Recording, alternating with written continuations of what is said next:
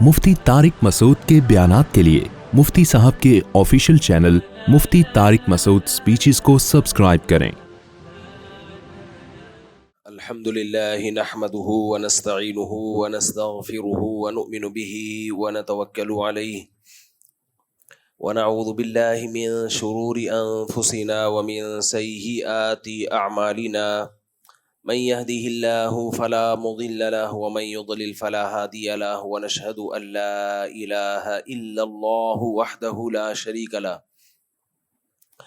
ونشهد أن سيدنا وحبيبنا وشفيعنا وسندنا محمدا عبده ورسوله صلى الله تعالى عليه وعلى آله وأصحابه وبارك وسلم تسليما كثيرا كثيرا أما بعد فأعوذ بالله من الشيطان الرجيم بسم الله الرحمن الرحيم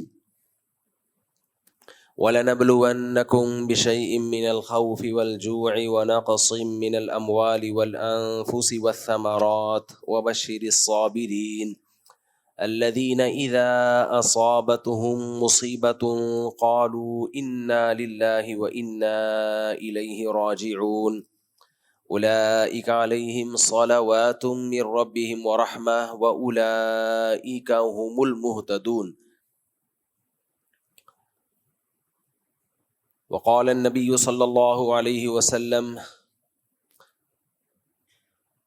ليس منا من مات على العصبية أو كما قال صلى الله عليه وسلم۔ قرآن مجید کی آیت اور نبی صلی اللہ علیہ وسلم کی حدیث پڑھی ہے۔ اللہ تعالیٰ سے دعا ہے اللہ تعالیٰ صحیح طرح سے بات کہنے کی، سننے کی، سمجھنے کی، اور پھر اللہ عمل کی ہم سب کو توفیق عطا فرمائے۔ قرآن مجید میں اللہ تعالیٰ کا ارشاد ہے وَلَنَبْلُوَنَّكُمْ بِشَيْءٍ مِّنَ الْخَوْفِ وَالْجُوعِ وَنَقْصٍ مِّنَ الْأَمْوَالِ وَالْأَنفُسِ وَالثَّمَرَاتِ، ہم تمہیں ضرور بھی ضرور آزمائیں گے، خوف میں مبتلا کر کے۔ یہ خوف تمہیں جان کا بھی ہوگا، مال کا بھی ہوگا، تمہاری پیداوار میں کمی کا بھی ہوگا۔ ہر طرح کی آزمائشیں تم پر آئیں گی، اور اللہ کہہ دے صرف آئیں گی نہیں، وَلَنَبْلُوَنَّكُمْ ضرور آئیں گی۔ کیوں آئیں گی بھائی؟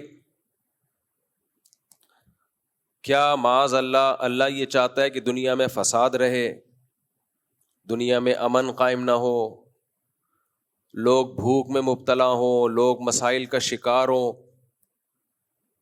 تو اللہ کو ان سب چیزوں سے کیا ملتا ہے بھائی؟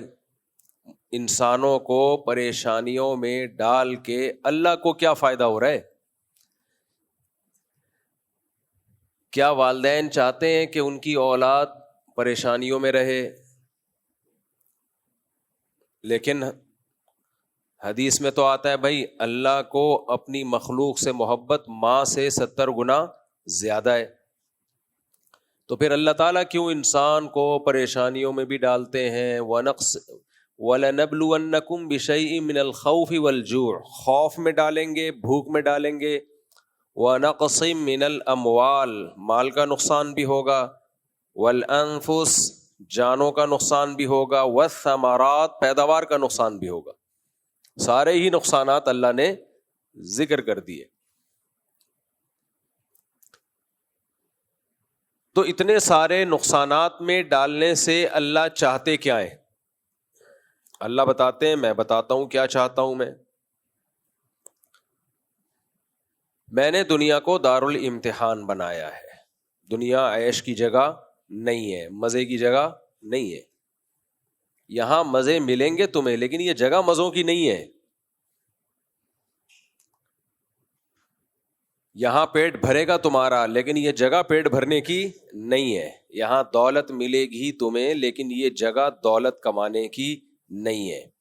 یہاں تمہیں صحت ملے گی، لیکن یہ جگہ صحت کمانے کی نہیں ہے۔ یہاں تم شادیاں کرو گے، لیکن یہ جگہ شادیاں کرنے کی نہیں ہے۔ یہاں تم لائف کو انجوائے بھی کرو گے لیکن یہ انجوائمنٹ کی جگہ نہیں ہے.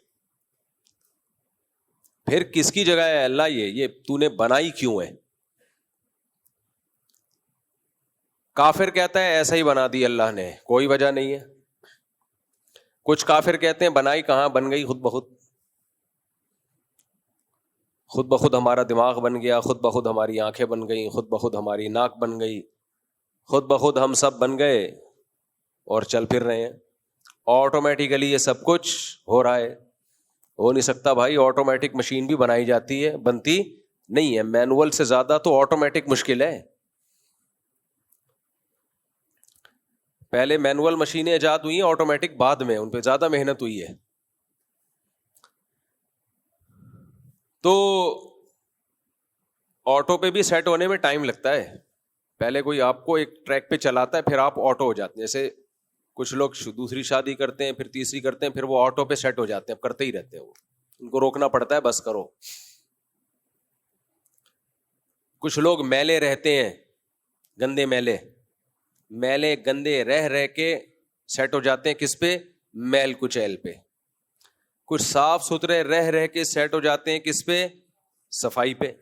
اب ان کو صفائی ستھرائی کی ترغیب دینے کی ضرورت نہیں ہوتی بھائی, وہ اسی پہ سیٹ ہو گئے.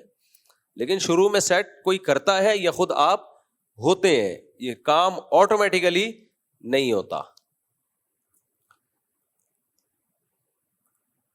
تو کافر تو آرام سے جان چھوڑا لیتا ہے. وہ کہتا ہے بھائی یہ جو دنیا میں حوادث ہو رہے ہیں, جنگیں ہو رہی ہیں, میزائل آ رہے ہیں, ڈرون آ رہے ہیں, یہاں سے جا رہے ہیں, ادھر سے تشریف لا رہے ہیں, اور سائرن بج رہے ہیں جنگ کے, یہ سب کیا ہے؟ نیچرل, آٹومیٹیکلی یہ ہو رہا ہے, چلتا رہے گا ایسے. بیماریاں آئیں, پریشانیاں آئیں, کووڈ آیا, پوری دنیا کو لپیٹ لیا اس نے, موتیں ہوتی ہیں, ایکسیڈنٹ ہوتے ہیں. تو وہ اس کے پاس تو اس نے ایک جواب تراشا ہوا ہے جس کا قرآن نے بھی تذکرہ کیا, ان ہی الا حیاتنا الدنیا نموت ونحیا وما یہلکنا الا الدہر. بھائی یہ نیچرل ہے, دنیا کی زندگی ہے, اور زمانے کے تصرفات ہیں. زمانہ کسی کو اٹھاتا ہے, کسی کو گراتا ہے. زمانہ کبھی خوشیاں دیتا ہے. لوگ کہتے ہیں نا ٹائم, پہلے کہتے تھے وقت کی بات ہوتی ہے, بندے دی بات ہوتی ہے, تے وقت کی بات ہوتی ہے. اب کہتے ہیں ٹائم کی بات ہوتی ہے. کل کہیں گے ٹائم کی ٹاک ہوتی ہے. سب کچھ انگلش میں آہستہ آہستہ کنورٹ ہو رہا ہے. امام حضرات نے دعا بھی انگلش میں مانگنا شروع کر دی اب تو. اے اللہ ہماری تمام پرابلمز کو حل فرما دے. تو میں نے کہا امام صاحب کو چاہیے تھا جب اتنی انگلش ہے تو حل کو سولو کہہ دیتے. اے اللہ ہماری تمام پرابلمز کو سولو فرما دے. اور اے اللہ کہنے کی کیا ضرورت ہے؟ او اللہ بولو, او اللہ. آہستہ آہستہ ہم کدھر کو کھسک رہے ہیں؟ سب ادھر کو کھسک رہے ہیں, انگلش کی طرف. انگلش ضرور سیکھو, بین الاقوامی زبان ہے, میری اور آپ کی ضرورت ہے, لیکن اپنی زبان سے رشتہ مت توڑو بھائی. ہم بھی کسی چیز میں بیلنس ہے ہی نہیں, یا تو ادھر کو کھسک جاتے ہیں پورا, یا بالکل ہی دیسی ہو جاتے ہیں. خیر,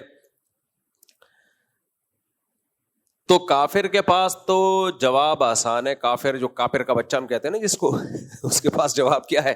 آسان ہے.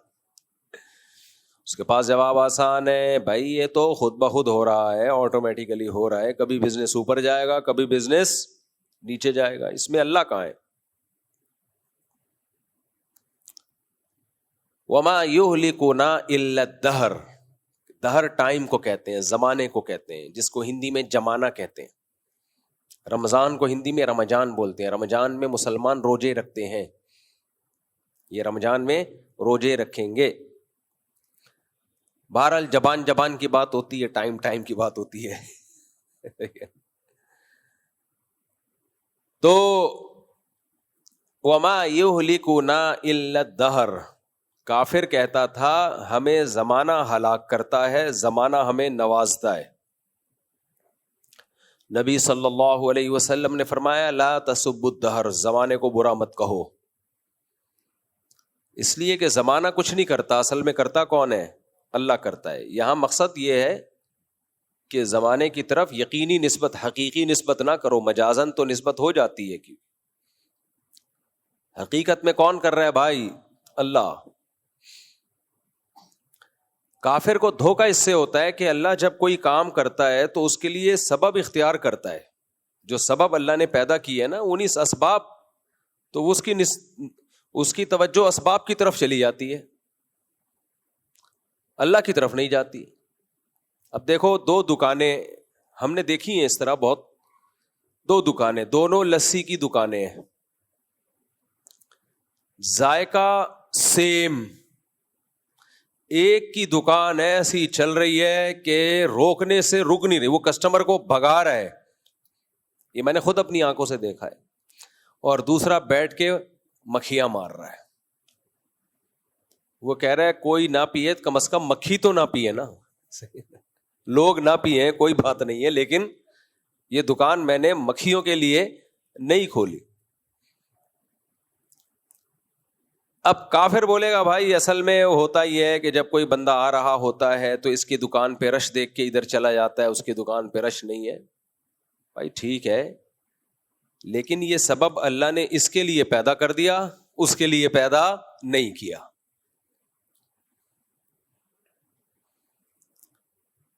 تو جو اللہ کو مانے گا وہ اللہ کی طرف نسبت کرے گا. ہم دن اور رات اپنے اسباب کو ٹوٹتا ہوا دیکھتے ہیں. میرے والد صاحب اکثر ایک واقعہ بیان کیا کرتے تھے. پاکستان نیوی میں ایک ہارٹ اسپیشلسٹ ڈاکٹر تھے، جو ہارٹ اسپیشلسٹ نہیں بلکہ ہارٹ اسپیشلسٹ کے ٹیچر تھے. یعنی جو اسپیشلائزیشن کر رہے تھے ان کو پڑھایا کرتے تھے. تو کتنے بڑے اسپیشلسٹ ہوں گے. اور وہ ڈائیگرام بنا کے، پوری تصویر بنا کے سمجھا رہے تھے کہ دیکھو ہارٹ اٹیک ایسے ہوتا ہے اور اس سے بچنے کی یہ تدبیریں ہیں. والد صاحب نے بتایا کہ ٹیچنگ کے دوران، پڑھانے کے دوران ان کو اٹیک ہوا اور ان کی ڈیتھ ہو گئی. لو بھیا کر لو کیا کرنا ہے. ڈاکٹر ہمیں کہتے ہیں اپنا کولیسٹرول چیک کر کے رکھو، کروانا چاہیے بھائی. 40-50 سال کے بعد مسائل آتے ہیں. بلڈ پریشر چیک کرو، ہر چیز تمیز سے چل رہی ہے. جو ڈاکٹر لوگوں کو کہتا ہے ظاہر ہے وہ خود بھی کر رہا ہوگا. اور جو ہارٹ اسپیشلسٹ ہے اس کی تو فیلڈ ہی یہی ہے. اس نے اپنا کولیسٹرول، خون میں کتنا گاڑھا پن ہے، اور ای سی جی اور یہ سارے ٹیسٹ کروا کے رکھے ہوں گے کہ نہیں رکھے ہوں گے؟ کیا خیال ہے بھائی؟ ایک دم رپورٹیں کلیئر. اور آپ ابھی پڑھا رہے ہیں کہ جی یہ بلاکیج ہوتی ہے، اس کا خیال کرنا چاہیے، پراٹھے نہیں کھانے چاہیے، فیٹ مت لو وغیرہ وغیرہ، چینی کم کرو. یہ سب وہ رپورٹیں وہیں دھری کی دھری رہ گئیں، اور وہ صاحب گرے اور ان کی ڈیتھ ہو گئی. یقیناً اس کا بھی کوئی سبب ہوگا، اس کا بھی کوئی سبب ہوگا، لیکن اس سبب کو پیدا کرنے والا کون ہے بھائی؟ اللہ ہے. سبب کیا ہوگا؟ ڈاکٹروں سے پوچھو تو کہتے ہیں کوئی کرنٹ آ رہا ہوتا ہے دل میں. وہ کرنٹ، جیسے ہمارے یہاں لائٹ ایک دم چلی جاتی ہے نا، کوئی وجہ ہوتی ہے ہم لوگ کے یہاں لائٹ جانے کی؟ جنگ نہیں بھی ہوتی تو بھی لائٹ گئی بھی ہوتی ہے، جنگ نہیں بھی ہوتی تو بھی بتیاں بجھی بھی ہوتی ہیں. تو ہمیں تو انڈیا سے ویسے بھی کوئی اس لیے مسئلہ نہیں ہے کہ یہ مسئلے تو ہم پہلے سے دیکھ رہے ہیں. اب ڈرون گر رہے ہیں، اللہ ہدایت دے مودی کو. تو لیکن اللہ سے جنگ کی تمنا نہیں کرنی چاہیے. لیکن کراچی نے اتنے دھماکے پہلے دیکھے ہیں، اتنے دھماکے دیکھے ہیں نا کراچی نے، تو ہمارا امیون سسٹم کافی اسٹرانگ ہوا ہے. تو وہ کیا ہوتا ہے کہ ڈاکٹر کہتے ہیں کہ ادھر کرنٹ آتا ہے دماغ سے دل کی طرف. بعض دفعہ بیٹھے بیٹھے وہ کرنٹ ڈسکنیکٹ ہو جاتا ہے، تو آپ کے دل کو انرجی نہیں ملتی، کرنٹ نہیں ملتا، اس سے وہ دھڑکنا چھوڑ دیتا ہے. میں تو ہر طرح کے لوگوں سے، آپ کو ڈرانا مقصد نہیں ہے کہ آپ ڈر جائیں کہ یار کرنٹ ہمارا نہ کہیں غائب ہو جائے. ڈرانا مقصد نہیں ہے, مقصد تو ڈرانا ہی ہے. جب تک ڈرو گے نہیں, اللہ کو مانو گے کیسے, اللہ کی مان کے کیسے چلو گے؟ یہ اتنا زیادہ دنیا سے دل لگا کے جو ہم بیٹھ گئے ہیں نا, ہر شخص نے یہ فرض کر لیا کہ میں 100 سال جیوں گا, مجھے کچھ بھی نہیں ہوگا, میں تو جوان ہوں, میری رپورٹیں کلیئر ہیں, میں نہیں مروں گا. احمقوں کی اس جنت سے فوراً سے پہلے نکل آؤ. احمقوں کی جنت پتہ ہے کسے کہتے ہیں؟ سارے جہنم کے اسبابوں اور بندہ سمجھ رہا ہو کہ میں بیٹھا ہوا کہاں ہوں جنت میں, اس کو کہتے ہیں احمقوں کی جنت. تو مقصد آپ کو ڈرانا ہی ہے کہ کسی بھی وقت مر سکتے ہو. ایک بم تو وہ وہاں سے آنے کا خطرہ ہے, لیکن ایک بم ہماری باڈی میں بم لگے ہوئے ہیں, گرنیڈ فٹ ہوئے ہوئے ہیں, کوئی بھی کسی وقت پھٹ سکتا ہے. تو میرے ہر طبقے سے ملنا ہوتا ہے, بڑے بڑے ڈاکٹرز اور ہر فیلڈ کے ڈاکٹروں سے. تو یہ جو ہارٹ اسپیشلسٹ ڈاکٹر ہوتے ہیں نا, ان سے میں نے ایک دفعہ پوچھا کہ ہم تو دیکھتے ہیں کچھ لوگوں کو کوئی ہارٹ کا پرابلم نہیں ہوتا, پھر بھی مر جاتے ہیں وہ. جیسے آپ نے دیکھا ہوگا کچھ فٹ بالر ہیں, کھیل کے دوران مر گئے. اگر انہیں انجائنا کا کوئی پرابلم ہوتا, بلاکیج ہوتی, تو اتنی تیز بھاگ سکتے وہ؟ سوال ہی پیدا نہیں ہوتا. ڈاکٹر کہتے ہیں نا, جو آدمی جاگنگ کر رہا ہے اور سانس پھول رہا ہے اور سینے میں پین نہیں ہو رہا, اس کا مطلب اس کی جتنی آرٹریز ہیں وہ سب اوپن ہے, وہ بالکل کھلی ہوئی ہے. لیکن ہم دیکھتے ہیں بھاگتے بھاگتے دھڑام سے گرے, انا للہ. تو میں نے ایک ہارٹ اسپیشلسٹ سے پوچھا, میں نے کہا یہ کیا کہانی؟ بعض دیکھا ہم نے ساری رپورٹیں کلیئر ہیں, بیٹھے بیٹھے نکل لیے. تو ڈاکٹر کہتے ہیں بھائی وہ کرنٹ آ رہا تھا, وہ کسی وجہ سے فیوز اڑ گیا یا کیا ہو گیا. جیسے موٹر چلتے چلتے اچانک بند, پتا چلا جی وہ فیوز اڑ گیا ہے. فیوز بھی بہت لوگوں کا اڑتا رہتا ہے. تو کافر کہے گا بھائی دیکھو وہ تو ایک نیچرل ہے, وہاں سے کرنٹ آتا ہے اور اچانک ڈسکنیکٹ ہو جاتا ہے تو مرنا ہے. بھائی بات یہ ہے کہ اللہ نے جو اللہ دل کو اتنا مضبوط بنا سکتا ہے کہ 100 سال دھڑکتا رہے, وہ اللہ جس نے بچے کی پیدائش سے لے کے 60 سال 50 سال تک اس کرنٹ کو ڈسکنیکٹ نہیں ہونے دیا, وہ ایسا سسٹم بنا سکتا تھا نا کہ موت تک ڈسکنیکٹ نہ ہوتا. اس نے اس میں ایک سقم کیوں رکھا ہے, ایک فالٹ کیوں رکھا ہے؟ کبھی کبھار وہ ڈسکنیکٹ بھی ہوتا ہے. وہ فالٹ اس نے اس لیے رکھا ہے بتانے کے لیے کہ میں نے تمہیں لوہے کا نہیں بنایا, میں نے تمہیں ایسا بنایا ہے کہ کوئی بھی کسی بھی ٹائم پہ مر سکتا ہے. اے اللہ, جاپانی جب مشین بناتے ہیں تو وارنٹی دیتے ہیں 20 سال کی, 30 سال کی, 100 سال کی, 500 سال کی وارنٹیاں بھی ہیں. اور تو احسن الخالقین ہے, فتبارک اللہ احسن الخالقین, تو سب سے اچھا بنانے والا ہے, اور تو 1 منٹ کی بھی وارنٹی نہیں دے رہا ہے. بھائی 1 سیکنڈ کی بھی اللہ گارنٹی نہیں دے رہا کسی کو کہ تو بچے گا, عصر تک بچے گا یا ظہر تک بچے گا یا کل تک بچے گا یا 50 سال تک بچے گا. کسی ایک کی بھی کوئی گارنٹی ہے نہیں ہے. تو کیا مطلب؟ ایک طرف اللہ کہہ رہے ہیں تبارک اللہ احسن الخالقین, سب سے بہتر بنانے والا کون ہے؟ میں ہوں. جاپان جب کوئی مشین بناتا ہے, روبوٹ بناتا ہے, ہو سکتا ہے ایسے روبوٹ بھی ہوں جن کی 100 سال کی گارنٹیاں ہوں. جاپان کا سائنسدان کوئی روبوٹ بناتا ہے تو 100 سال کی گارنٹی لے رہا ہے, اور اللہ انسان کو بنا رہا ہے 1 سیکنڈ کی بھی گارنٹی بولو نہیں. تو سمجھ میں نہیں آتا ہے. اللہ تو ایک طرف تو کہتا ہے میں زیادہ بہتر بنانے والا ہوں, تو نے ایسی مشین بنائی 1 منٹ کی گارنٹی نہیں, بیٹھے بیٹھے مر جائے بندہ.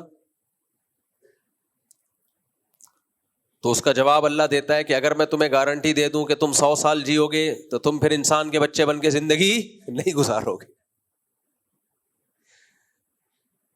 پھر تم انسان کے بچے نہیں بنو گے. پھر تم بولو گے جس 99 سال کے بعد ہم توبہ کریں گے, پھر تم بولو گے اچھا بھی 100 سال تو اللہ نے گارنٹی دی ہوئی ہے, تو ٹھیک ہے 99 سال, بلکہ 99 بھی نہیں, جب 99 سال 11 مہینے 30 دن کے ہو جائیں گے, 31واں دن جو دسمبر کا 1 دن رہ جائے گا, اس کے بھی 24 گھنٹوں میں 23 گھنٹے 59 منٹ 59 سیکنڈ کے بعد توبہ کریں گے ہم. کیا خیال ہے بھائی؟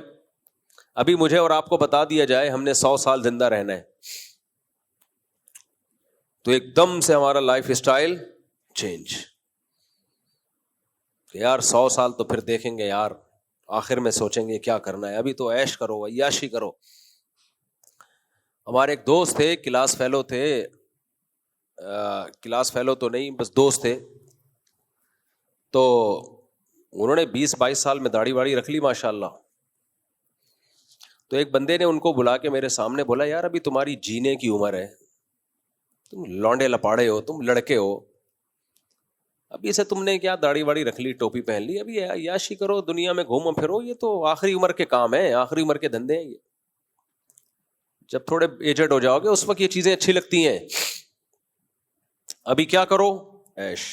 لوگ کہہ رہے ہوتے ہیں بیٹا ابھی تمہاری عمر ان چیزوں کی, کہتے ہیں نا بیٹا ابھی تمہاری عمر صوفی بننے کی نہیں ہے, یہ جب دادا نانا بن جاؤ گے تو کرنا. اور دادا نانا تو کم وقت بنتا کہاں ہے, شادی 40 سال میں کرے گا تو نانا دادا کدھر بنے گا. وہ دادے نانے ونس اپون اے ٹائم ہوا کرتے تھے, جب ٹائم پہ شادیاں ہوتی تھی, جوانی میں دادا بنتا تھا, محلے کا دادا ہو جاتا تھا تھوڑے دنوں میں.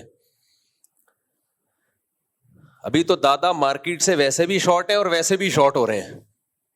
ویسے شارٹ کا مطلب یہ کہ بننے سے پہلے فوت ہو جاتے ہیں, اور ویسے شارٹ کا مطلب دوسرا والا ویسے جو میں نے بولا اس کا مطلب جو بنتے ہیں ان کی صحتیں اس قابل ہے ہی نہیں کہ وہ زندہ رہیں, بس ان کو پوتے کی اطلاع ملتی ہے اور وہ دنیا سے چلے جاتے ہیں کیونکہ صحتیں ایسی ہو گئی ہیں.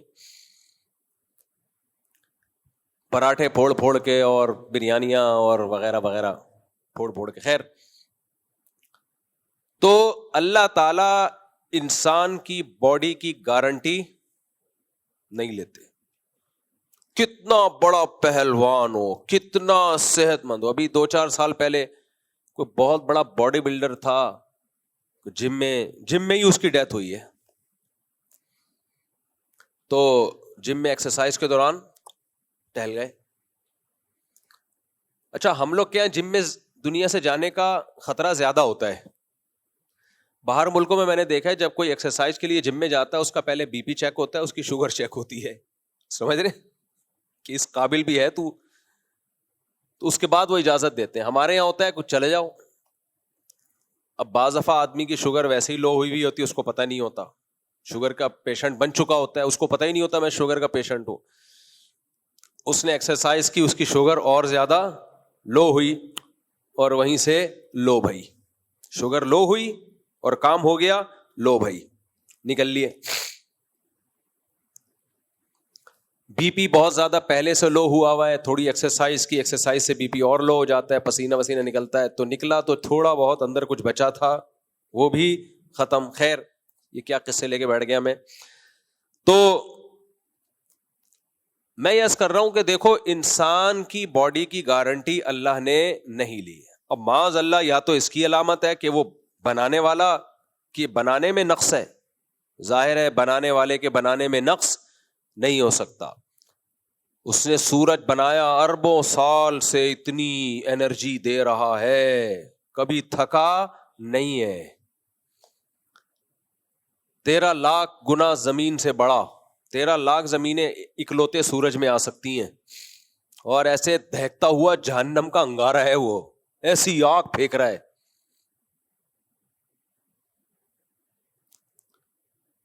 لوہا پگھل جاتا ہے, کیا ٹیمپریچر ہے لوہے کے پگھلنے کا؟ 50-55. تو پانی نہیں ابلتا 50-55 پہ. خیر 460 ڈگری پہ, بھائی صحیح نالج دینا, پھینکنا نہیں. وہ 5 لاکھ ڈگری سینٹی گریڈ سورج کا ٹیمپریچر. پگھلنے کا لفظ ہلکا ہے, ایسا تباہی مچا دے کہ برباد کر دے. تو اللہ نے بنایا وہ, اور پتہ نہیں کہاں سے اس میں گیس آ رہی ہے. دیکھو ہمارے ہاں گیس آتی نہیں ہے, بل بہت آتا ہے. ایک صاحب کے یہاں بہت زیادہ گیس کا بل آیا, کہتے ہیں کہ جہنم سے کنیکشن لے لیا کیا. پاکستانی قوم جو ہے باتوں میں بہت تیز ہو گئی, کہہ رہے ہم نے کوئی جہنم سے تھوڑی کنیکشن لیا ہوا بھائی, جو اتنا بل بات دے دیا. تو کتنا ایندھن اللہ نے سورج میں ڈالا, جلا جا رہا ہے کروڑوں اربوں سال سے. اف, میں تو وہ ناسا کی ویڈیو بہت شوق سے دیکھتا ہوں, کوئی ویڈیو چھوڑتا نہیں ہوں میں, جو ناسا کی اپڈیٹس آ رہی ہوتی ہیں. اچھا, لوگوں کو کچھ پتا نہیں ہوتا, لوگ کہتے ہیں کباڑ کا ڈبہ چھوڑا ہوا ہے, وہ وہاں تک پہنچا کیسے؟ ہمارے یہاں ناسا سے بڑے سائنسدان ہیں الحمدللہ. جب میں لوگوں کے کمنٹ بھی پڑھتا ہوں, میں دیکھتا ہوں اس خبر کا لوگوں پہ کیا اثر پڑ رہا ہے. وہ جو خلائی سیارہ چھوڑتے ہیں نا, تو ناسا نے ایک سیارہ چھوڑا ہوا ہے, غالباً 87 میں چھوڑا تھا سورج کی طرف, بہت تیز اسپیڈ میں, سیکنڈوں میں پتہ نہیں کتنے کلومیٹر چلا جاتا ہے وہ. تو ابھی وہ سورج کے قریب ہے, تو اس میں کچھ ایسا سسٹم لگایا کہ ٹیمپریچر کا اس پہ اثر نہ ہو. وہاں سے وہ کیا آوازیں, بڑی ڈینجرس خطرناک آوازیں ریکارڈ کر کے بھیج رہا ہے. اور وہ جو سورج سے جو شعاعیں نکل رہی ہیں نا, لہریں, جو آگ کے شعلے نکل رہے ہیں, ان شعلوں کی لینتھ پتہ چل رہی ہے کہ کتنے اونچے اونچے تو اس کے شعلے ہیں جو آگ نکل رہی ہے.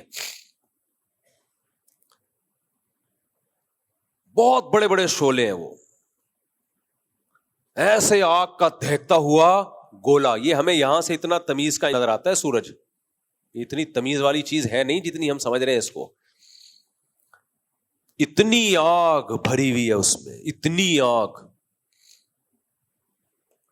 اور ہزاروں سال تو اس کے مرکز سے جو انرجی نکلتی ہے نا, جو لائٹ نکلتی ہے, ہزاروں سال اس لائٹ کو سورج کی تہہ تک پہنچنے میں لگتے ہیں, اور پھر 9 منٹ میں ہم تک پہنچ جاتی ہے وہ.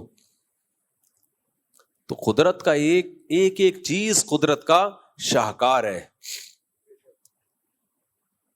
اور کمال کی بات ہے, وہ سورج کیا کر رہا ہے, زمین کو اپنے محور پہ گھما رہا ہے, زمین چاند کو اپنے محور پہ گھما رہی ہے, زمین چاند کو اپنے گرد گھماتے ہوئے سورج کے گرد بھی گھوم رہی ہے, اور سورج ان سیاروں کو اپنے گرد گھماتے ہوئے کہکشاں کے گرد گھوم رہا ہے. یہ ایسے چھپ چلتے چلے جا رہے ہیں تمیز سے, پریڈ ہو رہی ہے پوری.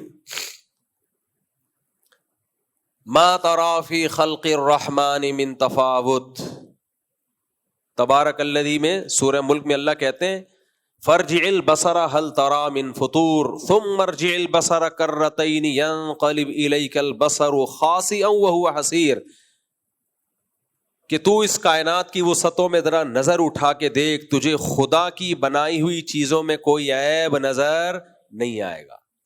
اللہ کہتے ہیں ایک دفعہ ذرا نظر گھما, ثم مرجع البصر, نظر گھما کے تھک گیا ہے, بیٹھ گیا ہے, دوبارہ ایک دفعہ ہمارے کہنے پر دوبارہ نظر اٹھا کے دیکھ, آسمانوں کی وسعتوں میں غور کر. اس وقت آسمانوں کی وسعتوں میں غور کرنا ممکن تھا نہیں, بس یوں نظر اٹھائی یہی. آج تو آسمانوں کی وسعتوں میں غور کرنا آسان ہے, کتنے بڑے بڑے سیارے چھوڑے ہوئے ہیں سائنسدانوں نے. تو اللہ کہتے ہیں ثم مرجع البصر کرتین, دوبارہ اپنی نظر اٹھا, ایک دفعہ نہیں دوبارہ غور کر, بار بار. کرتین کا مطلب بار بار یہ کام کر. ینقلب الیک البصر خاسئا, اے کافر جو خدا کی تخلیق میں عیب نکالتا ہے, تیری نظر تجھ پر واپس لوٹے گی اور ذلیل بھی ہو چکی ہوگی, وہو حسیر, اور تھک چکی ہوگی. بعض دفعہ ذلت ہوتی ہے, تھکتا نہیں آدمی, وہ کہتا ہے دوبارہ ٹرائی کرتا ہوں میں. آپ گئے کسی طاقتور سے لڑنے کے لیے, اس نے ایک تھپڑ لگا دیا آپ کو, آپ ذلیل تو ہو گئے سب کے سامنے, لیکن ابھی تھکے نہیں ہو. آپ کہتے ہو چلو دوبارہ ٹرائی کریں گے. دوبارہ گئے, اس نے پھر ایک چپیڑ لگا دیا, پبلک میں پھر ذلیل ہو گئے, لیکن ابھی آپ تھکے نہیں ہو. ایک وقت آتا ہے مار کھاتے کھاتے آپ ذلیل تو ہو رہے ہو, تھک بھی جاتے ہو, بولتے ہو بھائی یہ نہیں ہو سکتا, اب میں دوبارہ یہ کوشش نہیں کروں گا. تو اللہ کہتے ہیں اس کائنات کی وسعتوں میں جب تم غور کرو گے, اس کائنات کی وسعتوں میں آسمانوں میں دیکھو گے, غور کرو گے, نظر دوڑاؤ گے, تو ایک دفعہ جب نظر دوڑاؤ گے کہ اللہ کی بنائی ہوئی تخلیق میں کوئی عیب نکالیں ہم, تو تمہاری نظر ذلیل ہو جائے گی, تھکے گی نہیں. تم کہو گے دوبارہ ہم تحقیق کریں گے, بھائی شاید کچھ اللہ کی بنائی ہوئی مخلوق میں کوئی عیب ہم تلاش کر سکیں.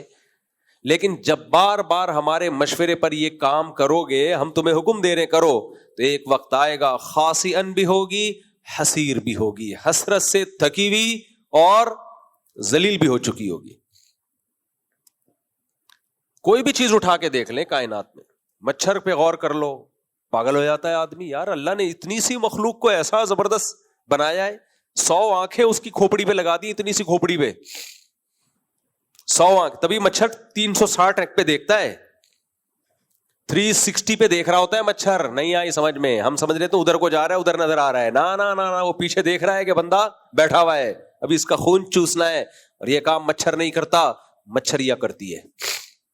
مادہ مچھر خون چوستی ہے, نر مچھر خون, کچھ چیزیں کامن ہوتی ہیں, استغفر اللہ. تو مادہ مچھر کیا کرتی ہے؟ خون چوستی. نر مچھر نہیں, مادہ مچھر کو انڈے دینے ہوتے ہیں نا, تو اس کے لیے اس کو خون چاہیے ہوتا ہے. اب دیکھو ہمیں ہی کاٹتی ہے اور ہمارے ہی خون پہ انڈے بھی دیتی ہے. یعنی اس کی ماں نے ہمارا خون پیا تھا تو اس کو جنا تھا. احسان فراموشی ہے یا نہیں ہے؟ ہمارا خون نہ پیا ہوتا تو اس مچھریا کی ماں نے اس کو جنا ہوتا نہ. ہمارا خون پی کے اس کی ماں نے اس کو جنا, اس کا شکر کا تقاضا یہ تھا اب ہمارا خون نہ پیتی, کہ بھئی مجھے تو زندگی انسان کے خون کے پینے سے ملی ہے, میری ماں نے ان کا خون پیا تھا مفتی صاحب کا, تو میں پیدا ہوئی. یا آپ مفتی صاحب کا یا مستفتی صاحب کا جو بھی ہے, تو اس کا تقاضا ہے. لیکن کہتی ہے نہیں, میری ماں نے تیرا خون پی کے مجھے جنا تھا, اب میں بھی تیرا خون پی کے اپنے بچوں کو جنوں گی. اٹ از کالڈ احسان فراموشی. یہ بہت بڑی احسان فراموشی ہے جو استغفر اللہ, جو مچھریا کو نہیں کرنی چاہیے. خیر, تو کیا بات کر رہا تھا یار, کدھر کو نکل گئے ہم. ہاں, اللہ تعالیٰ کہتے ہیں ما ترى فی خلق الرحمن من تفاوت, تمہیں رحمان کی تخلیق میں بنائی ہوئی چیزوں میں کوئی عیب نظر نہیں آئے گا. عیب کا مطلب کیا ہے؟ جس چیز کو جیسا بنانا چاہیے تھا نا, ہونا چاہیے اس کی نیچر کے مطابق, بالکل ویسا ہی بنایا ہے, اس کو بالکل ویسا بنایا ہے.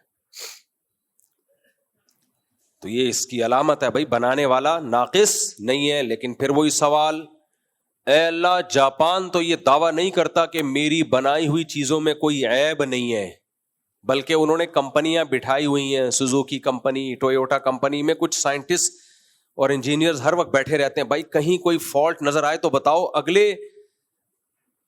اگلی جب جو پروڈکٹ مارکیٹ میں آئے گی تو اس میں ہم اس فالٹ کو دور کریں گے. تبھی وہ جاپانی کمپنیوں کا اب تک کوئی مقابلہ نہیں کر سکا ہے. اس کی وجہ یہ ہے کہ جب کوئی کمپنی لاتی ہے نا کچھ پروڈکٹ مارکیٹ میں, تو جاپان اس سے ایک سٹیپ آگے جا چکا ہوتا ہے. تو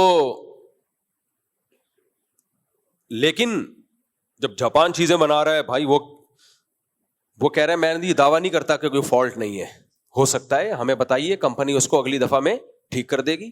لیکن پھر بھی وہ گارنٹی لیتا ہے 100 سال کی, 150 سال کی, 200 سال کی, 50 سال کی گارنٹیاں لے لیا. اللہ کہہ رہے میری بنائی ہوئی تخلیق میں کوئی فالٹ نہیں ہے, لیکن گارنٹی نہیں لے رہا. اتنی سی بھی گارنٹی نہیں ہے. بعض دفعہ تو اللہ نے, فرشتے نے ماں کے پیٹ میں لکھ دیا ہوتا ہے یہ بچہ پیدا ہونے سے پہلے مرے گا. یہ ماں کے پیٹ میں لکھ دیا جاتا ہے کہ یہ بچہ پیدا ہونے سے پہلے مر جائے گا, یہ پیدا ہوتے ہی مر جائے گا, یہ پیدا ہونے کے سال بعد مر جائے گا, یہ پیدا ہونے کے 2 سال بعد مر جائے گا, یہ 50 سال کا ہو کے مرے گا, اور یہ 100 سال کا ہو کے بھی نہیں مرے گا. جیسے طارق بھائی, اللہ ان کی عمر میں بہت برکت دے, ماشاءاللہ, اللہ اور برکت دے ان کی عمر میں. ان کے ساتھ کے جتنے تھے مارکیٹ سے, ہماری مسجد کمیٹی کے پرانے صدر تھے, اللہ نے ان کو بڑا اسٹیمنا دیا ہے, حوصلہ دیا ہے, بہت ساری بیماریاں جھیلی ہیں انہوں نے. اچھا, جب بھی مجھ سے ملتے, مفتی صاحب میرا آخری وقت ہے, بس میں جا رہا ہوں. 20 سال سے یہ کہہ رہے ہیں, اللہ اور برکت دے ان کو, میرا مقصد ان کا مذاق اڑانا نہیں ہے, ان کو اپریشیٹ کرنا ہے. تو 20 سال سے کہہ رہے ہیں مفتی صاحب میں گیا, اور واقعی بیماریاں دیکھ کے لگتا ہے گئے, ان کے علاوہ ان کے ساتھ کے سب چلے گئے. تو جب میں ان کو دیکھتا ہوں کہتا ہوں صاحب بس میرا آخری وقت ہے. راشا بھی ہے نا ان کو, بس میں جا رہا ہوں. میں کہتا ہوں آپ طارق بھائی انشاءاللہ نہیں جاؤ گے, اللہ نے اپنی قدرت دکھانے کے لیے آپ کو زندہ رکھا ہوا ہے, اور مزید 20-30 سال اللہ آپ کو انشاءاللہ رکھے گا. کیونکہ میں نے دیکھا ہے جو نہیں ہل رہے تھے وہ ہل گئے. آپ ہل رہے ہو مگر ہل نہیں رہے. آپ کو اللہ اور لمبی زندگی دے گا. اس کی ایک وجہ ماشاءاللہ اللہ سے تعلق بھی ہے. جس کا اللہ سے تعلق ہوتا ہے ویسے ہی خوش رہتا ہے, وہ ٹینشن زیادہ لیتا نہیں ہے وہ. خیر,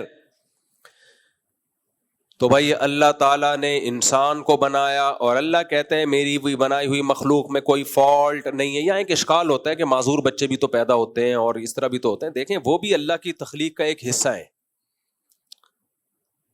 اللہ اگر کبھی کسی کو معذور پیدا ہی نہ کرتا تو پتہ کیسے چلتا کہ معذوری کیا ہوتی ہے.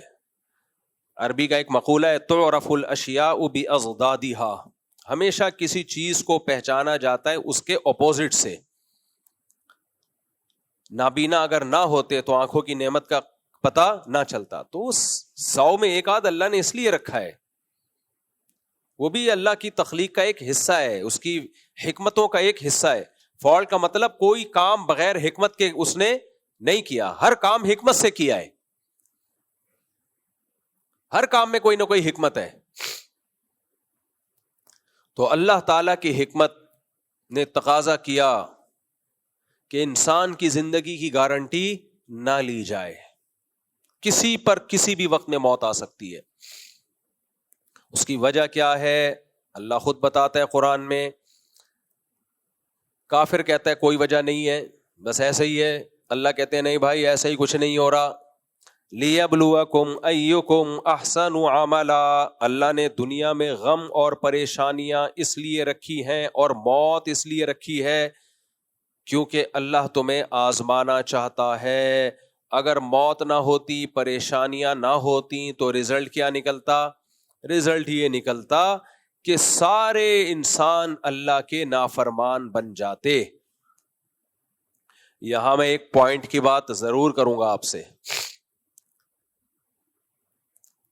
دیکھو جیسے نیک لوگوں پہ آزمائشیں آیا کرتی ہیں ایسے ہی اسلامی ملکوں پہ بھی آزمائشیں آتی ہیں. ہر وقت اپنے ملک کو معیشت کا تانا دینا, ہم غریب ہیں اور وہ اتنے ترقی کر گئے, ہم ایسے ہیں وہ اتنے ترقی کر گئے. آج ہم بے غیرت بن جائیں, غیرت پہ سمجھوتا کر لیں تو ہم دبئی جیسے ہوں گے, ہم ابو ظہبی جیسے ہوں گے, ہم بہت ترقی کریں گے. تو دنیا میں شاہد انور کی طرح دولت دولت دولت کی رٹ لگا کے مت رکھا کرو. ہر چیز دولت نہیں ہوتی. دولت دنیا میں سب کچھ ہے تو بھائی قارون, فرعون اور ہمارے جو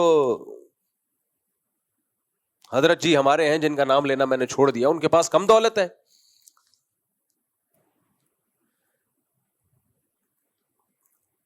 تو دولت دولت دولت دولت دولت پاگل بنا دیا بھائی. دولت کمانے کی کوشش کرو ضرور.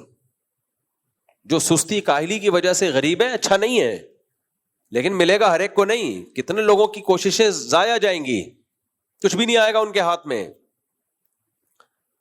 اور کچھ لوگوں کو غیرت پہ سمجھوتا کرنا پڑے گا تو دولت ملے گی, اور کچھ لوگوں کو غیرت پہ سمجھوتا نہیں کریں گے تو وہ غریب رہیں گے. آج ہم اپنی ایٹمی طاقت سے دستبردار ہو جائیں, ایٹمی اثاثے ان کے حوالے کر دیں, سونے کے نوالے کھاؤ گے آپ, میں اور آپ. مجھے بہت افسوس ہوتا ہے جب ہم اپنے ہی ملک کے خلاف بہت زیادہ بولتے ہیں. میں پہلے اس بیان کو تھوڑا سا مکمل کروں پھر اس پہ بات کروں گا.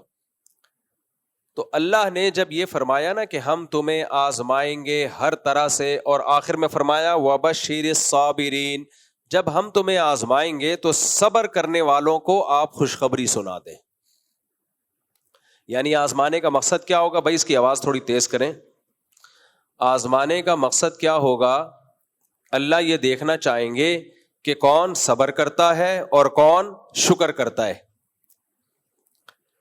ابھی آزمائشیں دو طرح کی ہوتی ہیں. ایک آپ کی ذاتی زندگی میں آزمائشیں آتی ہیں, کوئی کاروبار کا نقصان ہو گیا, اللہ نہ کرے کسی کا بچہ فوت ہو جائے, اللہ نہ کرے کسی کا کوئی گھریلو جھگڑا ہو, بیماری آ جائے, کینسر آ گیا, کوئی بھی بیماری, کچھ بھی ہو گیا.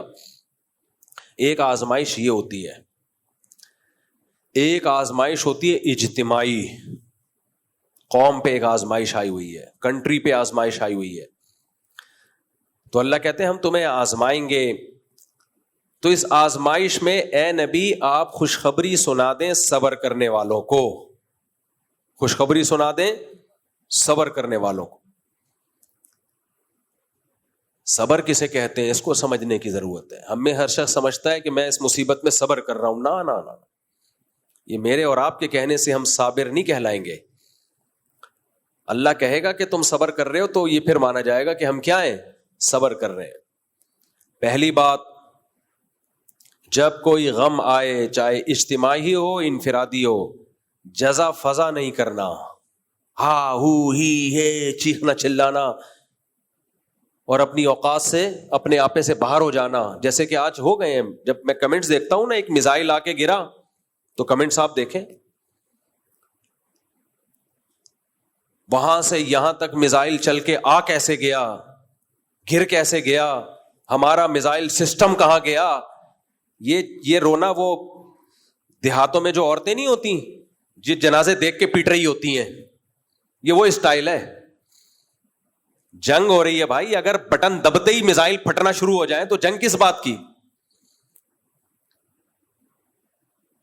آزمائشوں کے موقع پہ قوم کو متحد ہونا پڑتا ہے, اپریشیٹ کرنا پڑتا ہے اپنی عسکری قوتوں کو. نبی کی سیرت میں ہمیں کیا ملتا ہے؟ غزوہ احد میں صحابہ کو شکست ہوئی ہے, باقاعدہ فرار ہوئے ہیں, لیکن نبی نے ان کو یہ نہیں کہا کہ تم بھاگنے والے ہو, فرمایا نہیں, تم پلٹ کے حملہ کرنے والے ہو. خالصتاً شکست کو بھی ان کی حوصلہ افزائی کا ذریعہ بنایا جا رہا ہے. فرمایا صحابہ تو شرمندہ ہوئے کہ یا رسول اللہ ہم تو بھاگنے والے ہیں. فرمایا نا نا نا نا, بھاگنے والے نہیں ہو, یہ تو ہو جاتا ہے جنگ میں, تم تو پلٹ کے اب حملہ کرو گے. کیسا حوصلہ ملا صحابہ کو, دوبارہ پلٹ کے حملہ کیا انہوں نے. اور ہم جنگ جیت رہے ہیں, اس کے بعد بھی نیگیٹو لوگ کیا کر رہے ہیں, ایسا تاثر دے رہے ہیں کہ ہم ہار رہے ہیں. یہ بہت دماغ میں بھوسا بھر گیا ہے, بہت زیادہ. اتنا کسی قوم کی کھوپڑی خراب نہیں ہوتی جتنی ہماری کھوپڑی خراب ہو گئی ہے. جنگوں میں میزائل بھی آتے ہیں, گرتے بھی ہیں, ڈرون حملے بھی ہوتے ہیں. یہ نہیں دیکھ رہے کہ اتنے ڈرونز کو گرا دیا ہے, ناکام بنا دیا ہوا میں. جن ڈرونز کو ہٹ کر کے گرایا ہے نا, اس پہ بھی یہ تبصرہ یہاں تک آنے کیوں دیا. نہیں یہی بات میرا خیال, یہاں تک.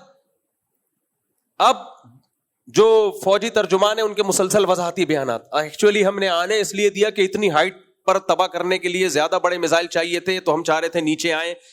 اب وہ لڑے گی فوج یا وضاحتی بیانات دیتی رہے گی؟ وہ قوم کو ایک ایک پٹاخہ پھاڑنے پر بھی بتائے گی یہ بم ہم نے اس لیے پھوڑا تھا کہ ایکچولی یہ وجہ تھی, اور یہ میزائل اس لیے آنے دیا تھا یہاں تک, ایکچولی یہ وجہ تھی. جنگ گئی تیل لینے. کبھی کبھار ایسی اتنی ڈپریشن ہوتی ہے, میرا کوئی ذاتی مفاد نہیں ہے. ایک تو پازیٹو بات کرو, لوگ درباری ملا, سرکاری ملا, فوج سے پیٹ, یہ بکواس شروع کر دیتے ہیں. خدا کی قسم لا الہ الا اللہ, مسجد کے ممبر میں بیٹھا ہوں, 5 روپے تو دور کی بات, 5 آنے بھی ابھی تک کسی فوجی کی طرف سے ہم کو نہ ملے, نہ ملنے کی کوئی امید ہے. ہمارا تو مدرسہ جامعۃ الرشید, وہ بیچارہ اس کی تنخواہیں رکی ہوئی ہیں, ابھی رمضان میں چندہ کر کر کے ہم نے ان کو تنخواہیں پوری کی ہیں. نہ فوجیوں سے جامعۃ الرشید کوئی مراعات لے رہا ہے, نہ ہم لے رہے ہیں. ہم ملک بچانے کی فکر میں لگے ہوئے ہیں. ملک گیا تو میری اور آپ کی واٹ لگے گی, لاشیں یہاں 24 کروڑ عوام ہے, 24 کروڑ عوام ہے, کوے کھائیں گے ان کی لاشوں کو. اتنا قتل ہوگا کہ تم شام کو اور سوریا کو اور شام کو اور عراق کو بھول جاؤ گے تم. منفی باتیں منفی باتیں منفی باتیں. یہ وبشر الصابرین, یہ صبر کرنے والوں کی فہرست میں ایسے لوگ داخل بولو نہیں ہے. جہاز گرا دیے کوئی چھوٹی بات ہے, پہلے ہی دن طیارے گرا دیے. جواب کیا دیا جا رہا ہے, وہ ہماری عوام کو ہٹ کر رہے ہیں اور یہ ان کے جہازوں کو ہٹ کر رہے ہیں. بھائی ان کی نظر میں جہاز کو ہٹ کرنے سے ان کو زیادہ بوکھلاہٹ ہو رہی ہے. جہاز جو گرے ہیں اس میں پائلٹ بھی گرے ہیں, ان کے جنازے میں. ان کا ایک پائلٹ مارنا درجنوں عوام کو آپ مار دو, فوج کہتی ہے ہمارا ایک پائلٹ کیوں مار دیا آپ نے. لیکن آپ منفی منفی منفی منفی. میں تو کل ساتھیوں سے کہہ رہا تھا یار یہ قوم اس قابل نہیں ہے کہ یہ فتح اور نصرت حاصل کرے, یہ ذلت اب ہمارا مقدر. باتوں سے ایسا لگتا ہے مقدر. میں پھر ڈپریشن میں جاتا ہوں, نیند میری اڑتی ہے. پھر میں نے سوچا موبائل جو ہے نا مغرب کے بعد دیکھو ہی نہیں, بند کر کے رکھ دو. آج ایسا ہی ہوا, میں نے مغرب کے بعد سے موبائل دیکھا نہیں. تو صبح میں نے اٹھ کے پوچھا ہاں بھائی کیا رپورٹ ہے؟ رات کو دیکھو ہی جنگ سے میں اتنی ڈپریشن نہیں ہوتی انسان کو جتنی اپنی قوم کے حالات دیکھ کے ہوتی ہے. بھائی شکست بھی ہو رہی ہو نا، شکست بھی تو بھی حوصلہ بڑھایا جاتا ہے. نہ تم شکست خوردہ نہیں ہو، آگے بڑھو آگے بڑھو. اور یہاں شکست نہیں ہو رہی، فتح ہو رہی ہے، اس میں بھی منفیت نکالی جا رہی ہے، منفی باتیں کی جا رہی ہیں. وہ میزائل چل کے آ کیسے گئے یہاں تک، اور وہ ڈرون یہاں تک پہنچ کیسے گیا. تماشا دیکھ رہی ہے فوج جو کر رہی ہے بارڈر پہ کر رہی ہے. میں فوج کا نمائندہ نہیں ہوں، نہ میرا کوئی بچہ بھتیجا بھانجا آرمی میں ہے. مجھے پاکستان سے محبت ہے میرے بھائی. ملک گیا ہم سب کی واٹ لگ جائے گی. اتنے مزے سے نہیں بیٹھے ہوئے ہوگے. اور سب سے زیادہ مذہبی لوگوں کو نقصان ہوگا. ابھی حضرت مفتی تقی عثمانی صاحب کی اتنی زبردست اسٹیٹمنٹ آئی کہ یہ جہاد ہے، اس پہ نیگیٹو کمنٹس مفتی تقی صاحب درباری سرکاری. ابے ملک بچانے کی بات کر رہے ہیں میرے بھائی، ملک بچانے کی بات کر رہے ہیں. تو اور کسے جہاد کہتے ہیں؟ لوگ کہتے ہیں فلسطین کو بھول گئے، اس وقت جہاد کا فتویٰ نہیں دیا. کیوں نہیں دیا فتویٰ بھائی؟ اس وقت بھی جہاد کا فتویٰ ہے، اب بھی جہاد کا فتویٰ ہے. اس وقت بھی تھا، اب بھی ہے. تو جو قرآن کہتا ہے نا وبشر الصابرین، صبر کرنے والوں کو خوشخبری دیں. تو یہ جو ہم میں سے بعض لوگوں کا جو رسپانس ہے نا کمنٹس میں، یہ صبر نہیں ہے، یہ کیا ہے؟ بے صبری ہے. ایک صاحب جاننے والے انہوں نے مجھے میسج بھیجا، ادھر سے ڈرون آ کے سویلین پہ کیوں گرا، فوج پہ کیوں نہیں گرا؟ تو میں نے ان سے کہا، میں نے کہا دیکھو جنگ کے موقع پر نا اس طرح کی باتیں کر کے یہ شو کرنا کہ ہم اپنی عسکری طاقتوں کے ساتھ نہیں ہیں، یعنی فوج پہ گراؤ ہم پہ نہ گراؤ، اس سے دشمن خوش ہوگا اور یہ غداری میں آتی ہیں یہ سب چیزیں. تو ان کا جواب آیا کہ آپ بھی تو جنرل مشرف پہ بڑی تنقید کیا کرتے تھے مفتی صاحب، اب ہم نے اگر فوج پہ تنقید کر دی تو آپ کو کیوں تکلیف ہو رہی ہے؟ میں نے ان سے کہا، میں نے کہا جنرل مشرف ابھی جنگ لڑ رہا ہوتا نا تو میں اپنی تمام تنقیدیں فی الحال تھوڑی دیر کے لیے سائڈ پہ رکھ دیتا، ڈیلے کر دیتا، جب جنگ میں فتح ہو جائے گی تو کروں گا دوبارہ سے. یہ موقع نہیں ہے، موقع نہیں ہے یہ تنقیدات کا. اور ڈیپو پہ آرمی کے بھی حملے ہوئے ہیں، آپ تو رپورٹ بھی غلط پیش کر رہے ہو. لاہور میں جو حملہ ہوا ہے ہمارے دوست، یہ میں نیوز چینل کی خبر نہیں بتا رہا، یہ تو ہمارے جو دوست ہیں جن سے ہم سے لاہور میں بیٹھے ہوئے ان سے کال پہ بات ہو رہی ہے، وہ کہہ رہے ہیں کہ ادھر آرمی ایریا پہ حملہ ہوا ہے. فرضی چیزیں بنا کے منفیت پھیلانا. انڈیا حملہ سویلین پہ کر ہی اس لیے رہا ہے کہ تاکہ سویلین اپنی فوج کے خلاف کھڑی ہو، ان میں جوش پیدا ہو. اس کا مقصد ہی یہی ہے کہ یہ اپنی فوج کے خلاف کھڑے ہو جائیں کسی طرح. اس کو پتا ہے ہم نہیں مار سکتے ان کی فوج کو، یہیں سے لوگوں کو کھڑا کرو فوج کے خلاف. ابھی میرے بھائی تمام اختلافات کو کھڈے لین لگا دو، عقل مند قومیں یہی کرتی ہیں، کھڈے لین لگاؤ، بعد میں لڑنا. میں بھی اس لڑائی میں آپ کے ساتھ ہوں گا، بعد میں لڑیں گے، ہم تو لڑنے والے لوگ ہیں. دشمن سے نہ موقع ملا آپس میں لڑتے ہیں، گوشت کھاتے ہیں، لڑیں گے، میں بھی لڑوں گا انشاءاللہ. لیکن ابھی خدا کے لیے، ابھی مشرف اور لوگ کہتے ہیں نا مسلم، آپ نے بھی تو مشرف کی مخالفت کی ہے. بھائی کی ہے، لیکن جنگ تھوڑی ہو رہی تھی. مشرف اگر انڈیا سے جنگ کر رہا ہوتا، انڈیا نے اٹیک کیا ہوتا اور مشرف لڑائی کر رہا ہوتا، پھر ہم کہتے ہیں مشرف ایسا مشرف ویسا. پھر اگر کہتے تو ہم غدار وطن ہوتے، پھر غدار کہلاتے ہیں. جیسا بھی ہے، جب لڑائی ہو رہی ہے تو ہم کس کے ساتھ ہیں؟ حجاج ابن یوسف کتنا ظالم تھا، لیکن جب اس نے جنگ کی ہے میدان جہاد میں، صحابہ اس کی صف میں شریک ہو کر لڑے ہیں دشمن سے. بھائی یہ جیسا وردی ہے، ابھی کیا کر رہا ہے؟ لڑ کس سے رہا ہے؟ اسلام دشمنوں سے لڑ رہا ہے.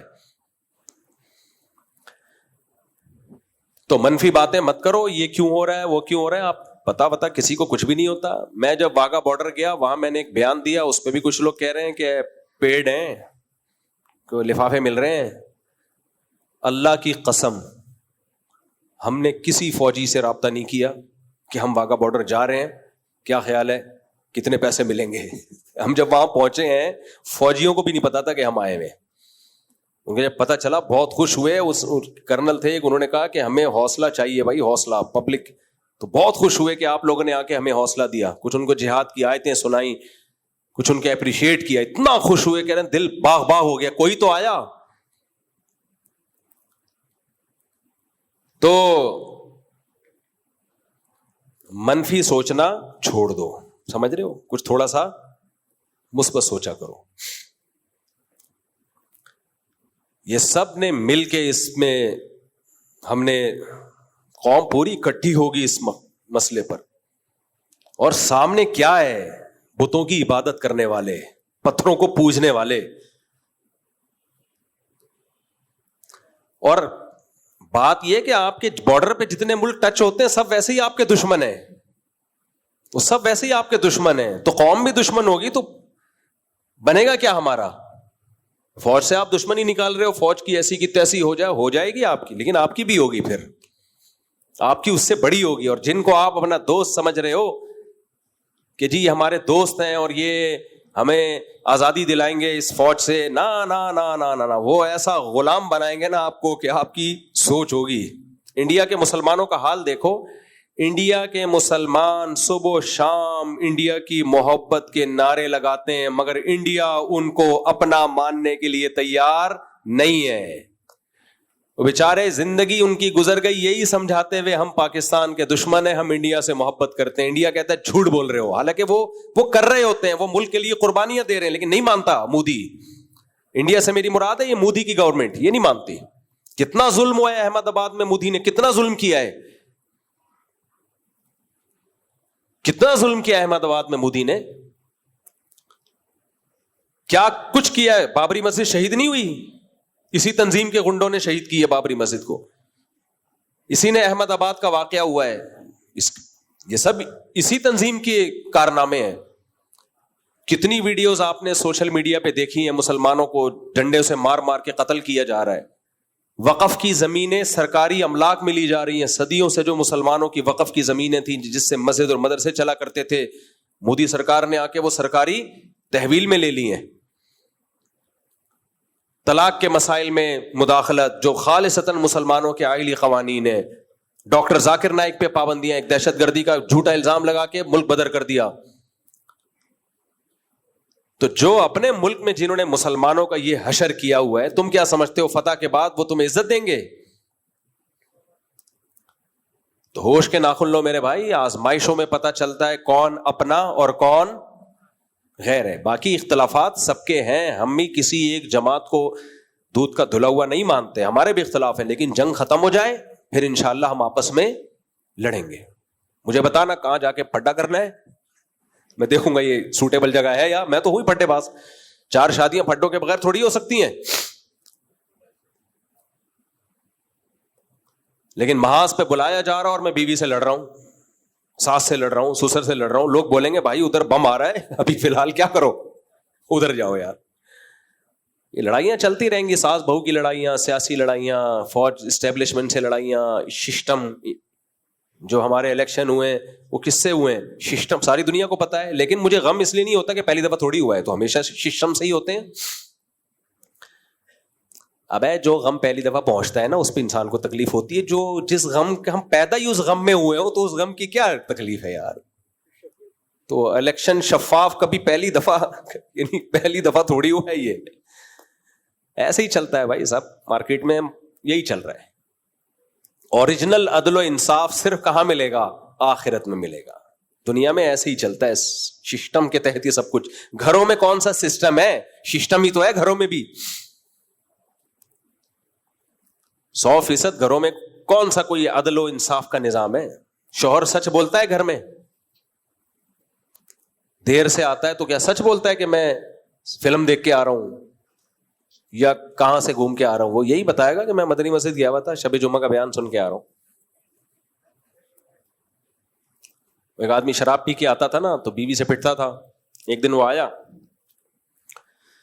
دیوار پھلانگ کے آیا تاکہ بیوی کو پتہ نہ چلے کہ میں لیٹ آ رہا ہوں, اور گھر میں لیپ ٹاپ کھول کے بستر پہ بیٹھ گیا کہ میں آفس ورک کر رہا ہوں, جیسے بہت پہلے سے آیا ہوں. بیگم آئی, بیگم نے بولا پھر پی کے آیا ہے؟ کہہ رہا نہیں بیگم میں تو 1 گھنٹے سے آفس ورک کر رہا ہوں. کہہ رہی کم بخت پھر بریف کیس کھول کے کیوں بیٹھا ہوا ہے؟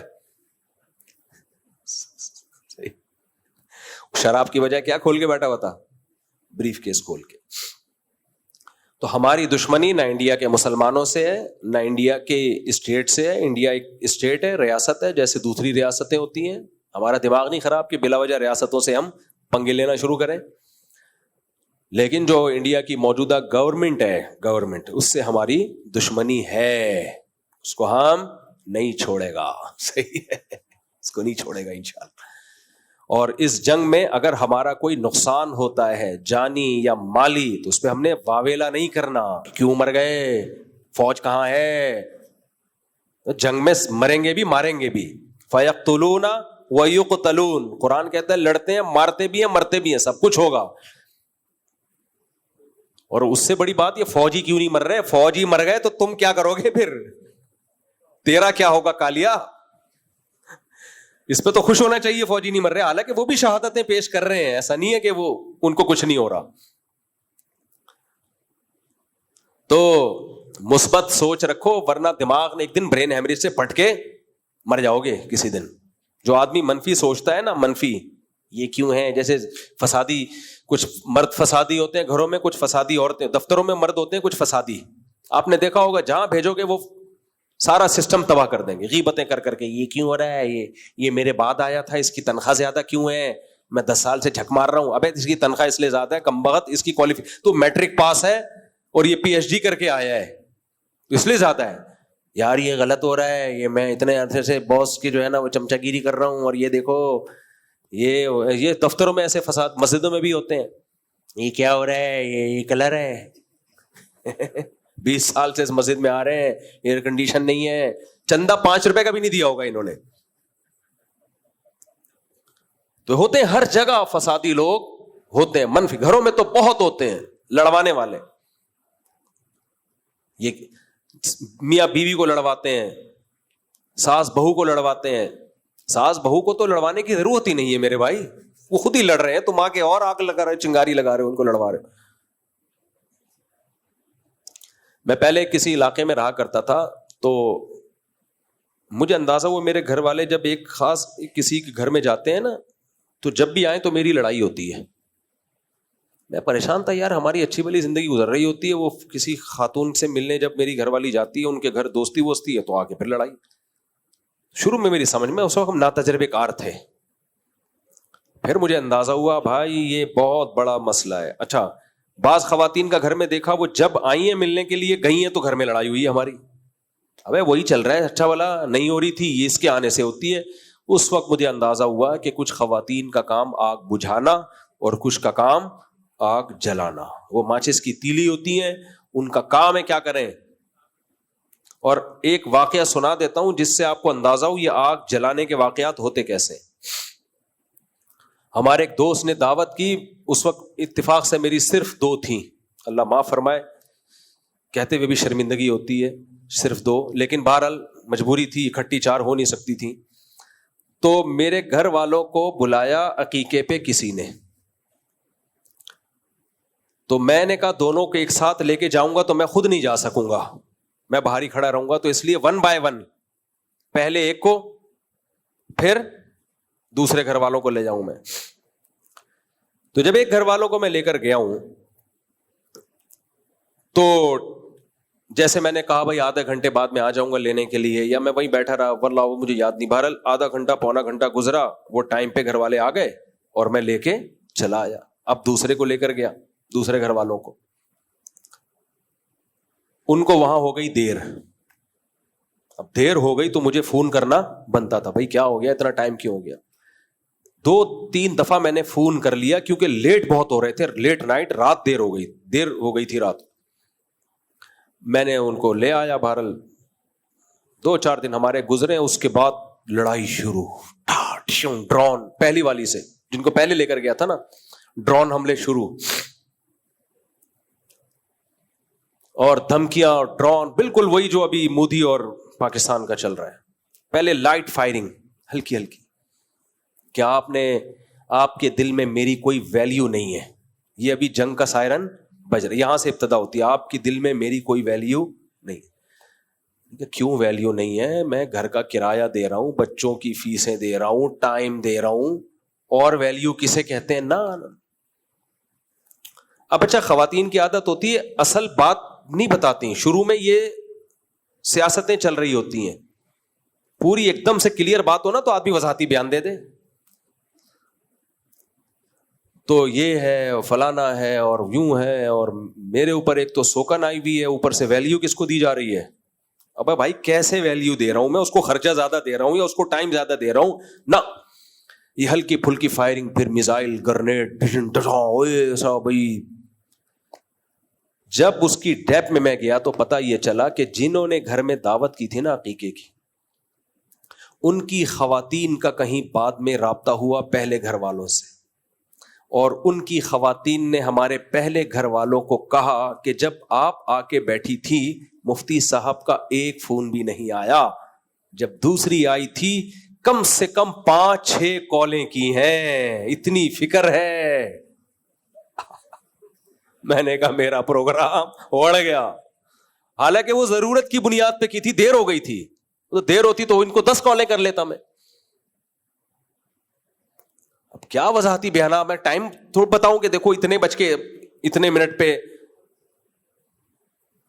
وہ گئے تھے اور لیٹ ہو گیا. بہرحال وہ وضاح پھر یہ ثابت کرنے کے لیے کہ نہیں بھائی آپ کی ویلیو بہت زیادہ ہے، کتنا خرچہ ہوا میرا، کتنا ٹائم لگا.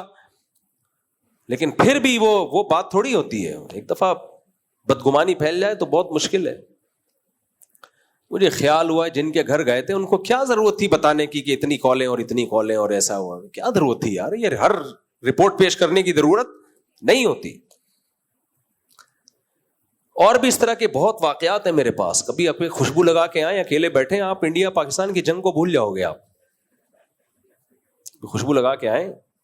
خوشبو اس لیے کہہ رہا ہوں کہ گرمی میں پسینہ آج کل بہت نکل رہا ہے، تو ایسے ہی آ کے چپکتے ہیں نا تو مجھے تھوڑی سی تکلیف محسوس ہوتی ہے.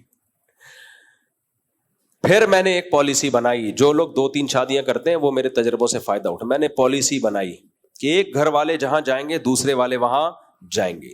سب کی دوستیاں الگ الگ خاندانوں سے ہوں گی تاکہ ان کا آپس میں کوئی مواصلاتی رابطہ ہو ہی نہیں، کوئی رابطہ نہ ہو. اگر ایک کو ایک گھر میں سلام دعا ہے تو اب ادھر آپ کا کوئی تعلق ہے ہی نہیں، ملاقات ہی نہیں کرواؤ، کیونکہ ملاقات ہوگی تو ریلیشن خود بخود بنے گا. تو اس سلسلے میں پھر وہ اللہ کا شکر ہے اس کے بعد تھوڑا سکون آیا زندگی میں. جی کیا؟ ہاں. تو میرے بھائی اللہ کہتے ہیں آزمائشوں میں وبشر الصابرین، صبر کرنے والوں کو خوشخبری سنا دیں. تو جب بھی جنگ مسلط ہوتی ہے، مسائل ہوتے ہیں، ایسے موقع پہ منفی باتیں کرنا یہ بے صبری ہے، یہ صبر نہیں ہے. ایسے موقع پہ بھائی منفی چیزوں میں بھی مثبت چیزیں نکالو. ہمارے نبی نے کیا کیا غزوہ احد میں؟ صحابہ جب بہت سخت حملہ ہوا تو کچھ صحابہ کے قدم اکھڑ گئے، وہ شرمندہ ہوئے نبی صلی اللہ علیہ وسلم سے، اور کہ یا رسول اللہ ہم تو فرار ہونے والے ہیں. آپ نے فرمایا نہیں نہیں نہیں، تم فرار ہونے والے نہیں ہو، تم پلٹ کے حملہ کرنے والے ہو. یہ تو ہو جاتا ہے جنگ میں. قرآن نے بھی تسلی دی، وَتِلْكَ الْأَيَّامُ نُدَاوِلُهَا بَيْنَ النَّاسِ، یہ ایام ہم لوگوں کے درمیان گھماتے ہیں، پلڑا جنگ میں اوپر نیچے ہوتا رہتا ہے. تو یہ تو صحابہ، یعنی اللہ بھی حوصلے بڑھاتا ہے لڑنے والوں کے، تو ہم کیوں حوصلہ؟ اور بات یہ کہ ہم تو منفی چیزوں میں منفیت نہیں، مثبت چیزوں میں منفیت تلاش کر رہے ہیں، تو یہ صبر نہیں ہے میرے بھائی. نبی صلی اللہ علیہ وسلم نے خاتون کو دیکھا جن کے بچے کی وفات ہوئی، وہ قبر پہ بہت زیادہ چیخو پکار کر کے رو رہی تھیں. آپ آئے، آپ نے فرمایا صبر کرو. وہ نبی کو پہچانی نہیں. انہوں نے کہا کہ جو غم آپ کو پہنچا ہے، پھر میں پوچھتی کہ صبر کسے کہتے ہیں، آپ صبر کرتے ہیں کہ نہیں کرتے. وہ خاتون چلی گئی گھر، کسی نے پھر اس کو بتایا تو اللہ کے نبی تھے، تو وہ بیچاری گھبرا کے آئی نبی صلی اللہ علیہ وسلم کے پاس، عرض کیا یا رسول اللہ میں اب صبر کروں گی. آپ نے فرمایا انما الصبر عند الصدمۃ الاولى، جب غم پہنچے اس وقت صبر کی ہے ویلیو ہے اللہ کی نظر میں. تو بھائی ابھی جنگ کے حالات ہیں، تو اس وقت اللہ دیکھے گا کہ ہم میں سے کون صبر کرنے والوں میں ہے اور کون واویلا کرنے والوں میں. تو الٹی الٹی باتیں پھیلا کے دشمن کو ہنسنے کا موقع مت دیں. اللہ تعالی ہمارے ملک کی بھی حفاظت فرمائے، اور مودی سرکار کو جو دماغ کی کھوپڑی گھومی ہوئی ہے اس کو بھی اللہ ہمارے ذریعے سے سیٹ فرما. جب بھی الیکشن ہونے والے ہوتے ہیں تو سرکار اس طرح کی کچھ حرکتیں شروع کر دیتے. اللہ تعالیٰ ہماری حفاظت فرمائے. ہاں جی مفتی صاحب ذرا ایک 2-3 سوال تھے میرے, وہ میں اپنی اصلاح کے لیے بھی پوچھ رہا ہوں, اور اس طرح کافی لوگوں کی اس میں اصلاح ہو جائے گی. اور وہ وہی بات ہے کہ بات کو مثال دے کے سمجھایا جاتا ہے. اور وہ میں نے آپ سے تقریباً مہینے 1.5 مہینے پہلے ایک سوال کیا تھا, اس کو میں ذرا تھوڑا سا ایک دوبارہ دہرا دوں گا, تو اس کا ایک جواب ذرا صحیح معنوں میں ذرا مل جائے تو اچھا ہے. کافی لوگوں کو فائدہ بھی ہوا ہے, کچھ لوگ اعتراض بھی کرتے ہیں. تو اعتراض کرنے والوں کو تو میں یہ کہوں گا آپ سے کہ جب اعتراض کرنے والوں نے محمد صلی اللہ علیہ وسلم کو نہیں چھوڑا, صحابہ کو نہیں چھوڑا, اور نبی کے جو وارث ہیں العلماء ورثۃ الانبیاء, جب ان کو نہیں چھوڑتے تو مجھے کہاں سے چھوڑ دیں گے؟ تو اعتراض کرنے والوں کا کام ہے اعتراض کرنا. میرا سوال یہ ہے کہ جیسے میں نے پہلے بھی کہا تھا کہ دنیا میں ہر چیز کی 2 قسمیں ہیں, چاہے بجری لینے جائیں, بجری کا ٹرک, یا سونا لینے جائیں. بجری سب سے سستی ہے, سونا سب سے مہنگا ہے. ان کی بھی 2 قسمیں ہیں. تو دودھ دہی کپڑا وپڑا سب کی 2 قسمیں ہیں. تو مسلمانوں کی بھی 2 قسمیں ہیں, 1 نمبر اور 2 نمبر. مرد کی بھی 2 قسمیں ہیں, 1 نمبر اور 2 نمبر. اسی طرح علماء کی بھی 2 قسمیں ہیں. تو اب مسئلہ یہ ہے کہ 1 نمبر مسلمان وہ ہے کہ یقیناً جو فجر کا اہتمام کرے گا, اپنا الارم لگائے گا, اس نے اٹھنے کا اہتمام کرے گا, وہ 1 نمبر مسلمان ہے. اور جب آنکھ کھل جائے گی تو مسجد کی طرف دوڑ لگائے گا, تو یہ 1 نمبر مرد ہے. اور جو یہ نہیں کر رہا وہ 2 نمبر مسلمان ہے, 2 نمبر مرد ہے. اب آگے جا کے میں نے علماء کی بات یہ کی ہے, دوبارہ میں کر رہا ہوں کہ علماء کا کہنا یہ ہے کہ لاکھوں کروڑ مسلمان ایسے ہیں جو 7:30 کا الارم لگاتے ہیں, گویا انہوں نے تو فجر پڑھنے کا ارادہ ہی نہیں کیا. جی اگر انہوں نے فجر پڑھنے کا ارادہ نہیں کیا تو علماء کہہ رہے ہیں کہ ایمان چلا جائے گا. ٹھیک ہے جی. اور پھر کہہ رہے ہیں کہ جب ایمان چلا جائے گا تو بیوی نکاح سے چلی جائے گی. اب تیسرا سوال میں آپ سے یہ کر رہا ہوں کہ جب بیوی نکاح سے چلی جائے گی تو حرام کے بچے پیدا نہیں ہوں گے؟ اب رہا سوال یہ کہ میں کسی کو حرام کا قرار دے نہیں رہا, میں تو آپ سے پوچھ رہا ہوں, آپ اس کا جواب دیں کہ وہ حرام کے بچے پیدا ہوں گے یا نہیں ہوں گے. اور دوسری بات یہ ہے کہ آپ نے, میں گیا ہوا تھا سعودیہ, تو آپ کا پیچھے کوئی بیان آیا ہے, اس کے اندر آپ نے کچھ اس طرح کی بات کہی ہے جس کی وجہ سے مجھے کافی فون آئے, خاص طور پہ میرے بچوں کے. اس میں یہ ہے کہ آپ نے, اب وہ پتہ نہیں مذاق ہے آپ کا یا چاہے جو بھی ہے, اس کی بھی تھوڑا سا وضاحت کر دیجیے گا کہ آپ کو میں اتنا اصرار کر رہا ہوں, آپ کے ساتھ میں اتنا اصرار کر رہا ہوں کہ آپ اتنا پریشان آ گئے کہ امامت چھوڑنے پہ تیار ہو گئے. ٹھیک ہے. اور دوسرا یہ کہ یعنی میں اتنا اصرار کر رہا ہوں کہ نہیں آپ کافر قرار دیں, اور میں آپ کو حدیث بتا رہا ہوں. تو میں نے آپ کو کون سی حدیث بتائی ہے یا میں کون سا آپ سے اصرار کر رہا ہوں؟ میں نے تو یہ سوال کیا تھا اور اس سے الحمدللہ لوگوں کو فائدہ ہوا ہے. اس کا ذرا جواب دو. بھائی یہ رفیع بھائی نے مجھ سے سوال پوچھا تھا کہ فجر کی نماز جو جان بوجھ کر قضا کر دے تو مفتی صاحب وہ تو کافر ہو جاتا ہے, اس کے بچے, یعنی جب بیوی نکاح سے گئی تو بچے بھی ناجائز پیدا ہو رہے ہیں. تو میں نے کہا تھا یار رفیع بھائی, میں نے کوئی ایسا کلپ چلا ہے جس میں کہہ رہا ہوں رفیع بھائی یار مجھے امامت چھوڑنے پر مجبور کر رہے ہو, تم ایسی باتیں کروا رہے ہو. تو رفیع بھائی اس کو دل پہ لے گئے. وہ میں نے مذاق کیا تھا, یہ مقصد نہیں تھا میں واقعی امامت چھوڑ رہا ہوں, یا ان سے ہمارے پرانے تعلقات ہیں. 2006 یا 6 میں آیا ہوں میرا خیال ہے, ہاں 6 کے شروع میں. تو سلیکشن بھی انہوں نے ہی کی تھی, یہ تھے اور 2-4 لوگ اور تھے. تو ایسا نہیں ہے کہ میں ان کی وجہ سے امامت چھوڑ رہا ہوں, وہ مذاق کیا تھا. تو وہ بعض دفعہ مذاق کو بھی پھر ڈیٹیل سے سمجھانا پڑتا ہے کہ یہ مذاق تھا, یہ حقیقت نہیں تھی. تو مذاق تھا وہ, ایسا کچھ بھی نہیں ہے. باقی جو مسئلہ ہے کہ فجر کی نماز چھوڑنے سے کافر ہوتا ہے, تو جمہور کی رائے یہ نہیں ہے. نماز قضا کرنا کبیرہ گناہ ہے, اس سے انسان کافر نہیں ہوتا. تو جب کافر نہیں ہوتا تو نکاح بھی نہیں ٹوٹتا, جب نکاح بھی نہیں ٹوٹتا تو بچے بھی حلال ہی ہوتے ہیں, ناجائز نہیں ہوتے.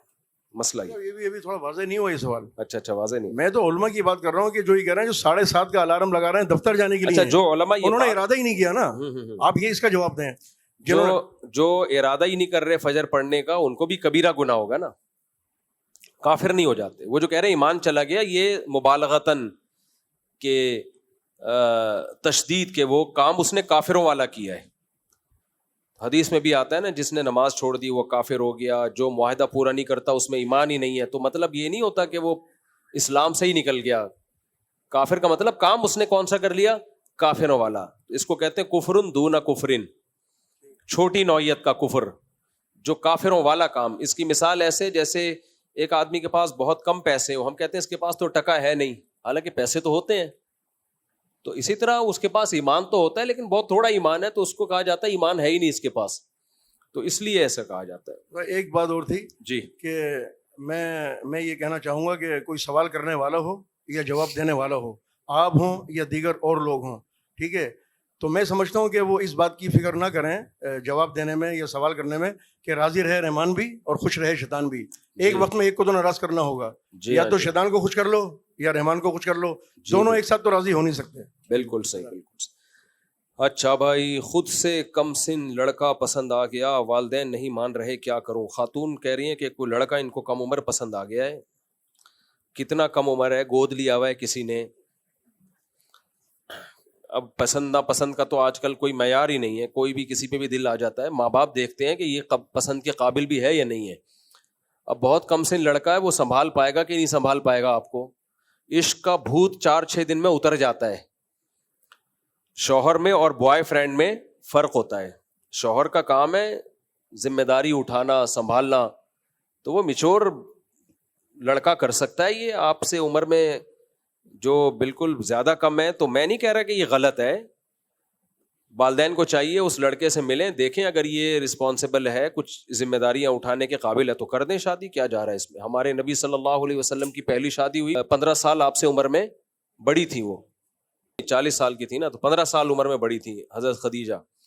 تو اس میں کوئی حرج نہیں ہے, لیکن میں یہ نہیں کہوں گا آپ کو کہ ابا اماں کی مرضی کے بغیر آپ کر لیں, کیونکہ لڑکیاں یا خواتین میچور نہیں ہوتی ہیں. ماں باپ جو ہے, خاص طور پہ ماں بھی نہیں, شریعت نے اس میں باپ کو ولی بنایا ہے. تو ایسے موقع پہ باپ کا فیصلے کو ویلیو دینی چاہیے. ہاں, باپ کو چاہیے کہ لڑکے میں کوئی خرابی نہیں ہے, صرف عمر کم ہے اور ذمہ دار آدمی ہے تو کر دیں, پھر عمر کا فرق نہ دیکھیں. میں نے ایسی شادیاں بھی دیکھی ہیں, اپنے زمانے میں دیکھی ہیں, جب ہم چھوٹے تھے, کہ بڑی عمر کی خواتین کی شادی نوجوان لڑکے سے ہوئی. وہ لڑکے اور لڑکی ایک دوسرے کو پسند کرتے تھے, ہو گئی شادی. آج اب تک ماشاءاللہ 20-25 سال ہو گئے, اچھی زندگی گزر رہی ہے ان کی. تو یہ ہم لوگوں میں یہ چیزیں ہندوؤں سے اور غیر مسلموں سے آئی ہیں کہ یہ اتنا لڑکا کی عمر اتنی ہو اور لڑکی کی عمر اتنی ہو, اور پھر یہ خاندان ہو, اور یہ ہو. ایسا نہیں ہے. صحابہ میں, تابعین میں ہم دیکھتے ہیں بڑی عمر کی خواتین کی کم عمر لڑکوں سے, کم عمر مردوں سے نکاح ہوتا تھا, بڑی عمر کے مردوں کا کم عمر عورتوں سے نکاح ہوتا تھا, اور وہ بڑے کامیاب چلتے تھے نکاح. تو جہاں دونوں ایک دوسرے کو پسند کرتے ہیں, شادی ہو جانی چاہیے بس. باقی اس میں دوسری خرابیاں بعض دفعہ ہوتی ہیں, تو وہ پھر ابا کو چاہیے دیکھ لیں. کوئی خرابی اگر کوئی نہیں ہے, صرف عمر کا ہی فرق ہے, تو پھر کر دینے کر. لیکن اگر اور بھی کوئی مسئلہ, صرف عمر کم نہیں ہوتی, بعض دفعہ اور بھی دیگر کچھ مسائل ہوتے ہیں, پھر ابا کی ماننی چاہیے. مجبوری کے تحت اگر کوئی قرآن کی جھوٹی قسم کھا لے تو اس کا کفارہ کیا ہوگا؟ وہی کفارہ ہے جو قسم اٹھانے کا کفارہ ہے. اگر ماضی کی قسم اٹھائی ہے تو گناہ کبیرہ ہے, اور اگر فیوچر میں کسی کام کے کرنے کی قسم اٹھائی ہے تو اس کام کو کرے. نہیں کرے گا تو 10 غریبوں کو 2 ٹائم کا کھانا کھلائے, اور یا 3 روزے رکھے لگاتار. مجبوری سے مراد اپنی عزت اور والدین کی جان لیوا طبیعت.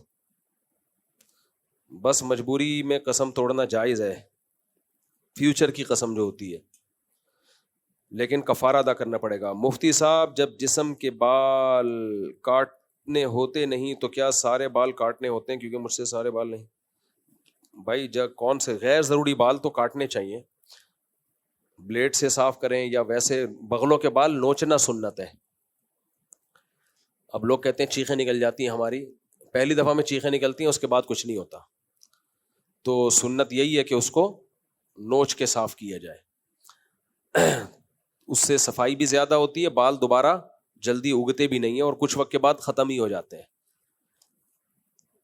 تو نبی صلی اللہ علیہ وسلم کا تو یہی سنت ہے, نتف الابط, اور صحابہ میں, تابعین میں, عربوں میں یہی رواج ہے. تو بہرحال نہ ہونے سے بہتر ہے کہ چلو جو طریقہ سوٹیبل لگے اس طرح سے صاف کر لیں. اب یہ آپ کا سوال مجھے سمجھ میں آیا نہیں ہے. مفتی صاحب, آج میرا اسلامیات کا امتحان ہوا تھا جس میں 2 احادیث میں سے ایک کا ترجمہ و تشریح لکھنی تھی. وہ ہیں لا یؤمن احدکم حتی یحب لاخیہ ما یحب لنفسہ, ما عالم, یہ پتہ نہیں کیا لکھا ہوا ہے, تعالی ما عالم من اقتصد. میں نے پہلی کری جس کا میں نے لکھا جو اس مسلمان کا ایمان پختہ ہے. ابے تو پورے اسلامیات کے پیپر لے کے آ گیا یہاں پہ اپنے بھائی کے لیے, وہ بھی اپنے بھائی, میں نے جواب صحیح لکھا ہے یا 4 نمبر گوا دیے. پہلی حدیث جو ہے نا, اس کا مطلب یہ ہے کہ تم میں سے کوئی شخص اس وقت تک مومن نہیں ہو سکتا حتی یحب لأخیہ ما یحب لنفسہ، جب تک جو اپنے لیے پسند کرتا ہے وہی اپنے مسلمان بھائی کے لیے پسند کرے. اور جو حدیث میں دوسرا ما علی من اقتصد، جو اعتدال سے چلتا ہے وہ کبھی فقر و فاقہ کا شکار نہیں ہوتا. یعنی بیلنس لے کے جتنی آمدن ہے اس کے اندر اندر خرچہ کرو آپ، تو کبھی آپ پہ فقر و فاقہ نہیں آئے گا. فقر و فاقہ انہی پہ آتا ہے جو اپنی چادر سے زیادہ پاؤں پھیلاتے ہیں پھر روتے پھرتے ہیں. مفتی صاحب کیا بیٹھنے سے وضو ٹوٹ جاتا ہے؟ کیا لکھا ہوا ہے یار، اردو کی واٹ لگائی ہوئی ہے لوگوں نے یار، اتنی اردو کی رائٹنگ کی بیڑا غرق ہوا ہوا ہے. کچھ رائٹنگ سیکھ لو یار اردو کی یار. کیا لیٹنے سے وضو ٹوٹ جاتا ہے؟ ایسا لگ رہا ہے پورا بندہ لیٹا ہوا لٹایا ہوا ہے، لیٹنے ایسے لکھا ہوا ہے. یعنی آپ بیڈ پر لیٹ گئے تو نہیں، لیٹنے سے وضو نہیں ٹوٹتا.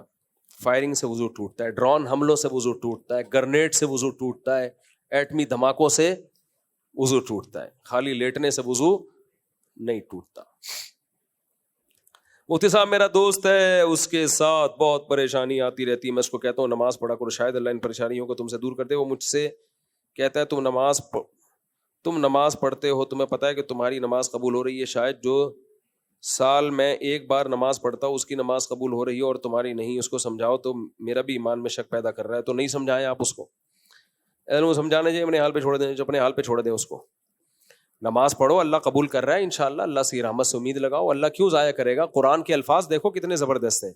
اللہ کہتے ہیں ما یفعل اللہ بعذابکم ان شکرتم وآمنتم. اگر تم اللہ کی مان کے چلو گے تو اللہ تمہیں عذاب دے کے کیا کرے گا. اللہ کو شوق تھوڑی ہے اپنے بندوں کو جہنم میں ڈالنے کا. اللہ نے کہا یہ 5 نمازیں پڑھ لو، وضو کرو، وضو کر کے پڑھ لو، اللہ قبول کرے گا انشاءاللہ. میرے بھائی مفتی صاحب یہ کیا لکھا ہے؟ کمبیٹ سپورٹ جیسے اولمپک میں ریسلنگ یا پھر پتہ نہیں کیا لکھا ہوا ہے کی کمائی حلال ہے یا نہیں. کمائی، یہ سوال لکھ کے بھیج دیں. ریسلنگ میں کیا کیا ہوتا ہے؟ میں تو سنا ڈرامے بازی ہوتی ہے اس میں، ایک دوسرے کو پتا ہوتا ہے اب تو مجھے یہاں لگا، شاباش مکہ لگا، میں ادھر گھوم کے جاؤں گا، گروں گا، ایسے لگے گا کہ میں مر رہا ہوں لیکن مروں گا نہیں. اس کے بعد جب میں اٹھوں گا تو ایک لات میں تجھے زور سے ماروں گا. اس کی پہلے پریکٹس بھی کی ہوئی ہوتی ہے. اتنی زور سے ماروں گا کہ تو نے وہاں جا کے زور سے گرنا ہے اور ایسا لگے اب تو مر گیا لیکن مرنا نہیں. اس طرح میں نے سنا ہے نورا کشتی ہوتی ہے، واللہ عالم. یہ سوال کا جواب مجھے معلوم نہیں ہے، ریسلنگ کی مجھے پوری ڈیٹیل معلوم نہیں ہے. یہ جو بھی ہے وہ سوال لکھ کے بھیج دیتے ہیں نا تو تحقیق کرنا آسان ہو جاتا ہے.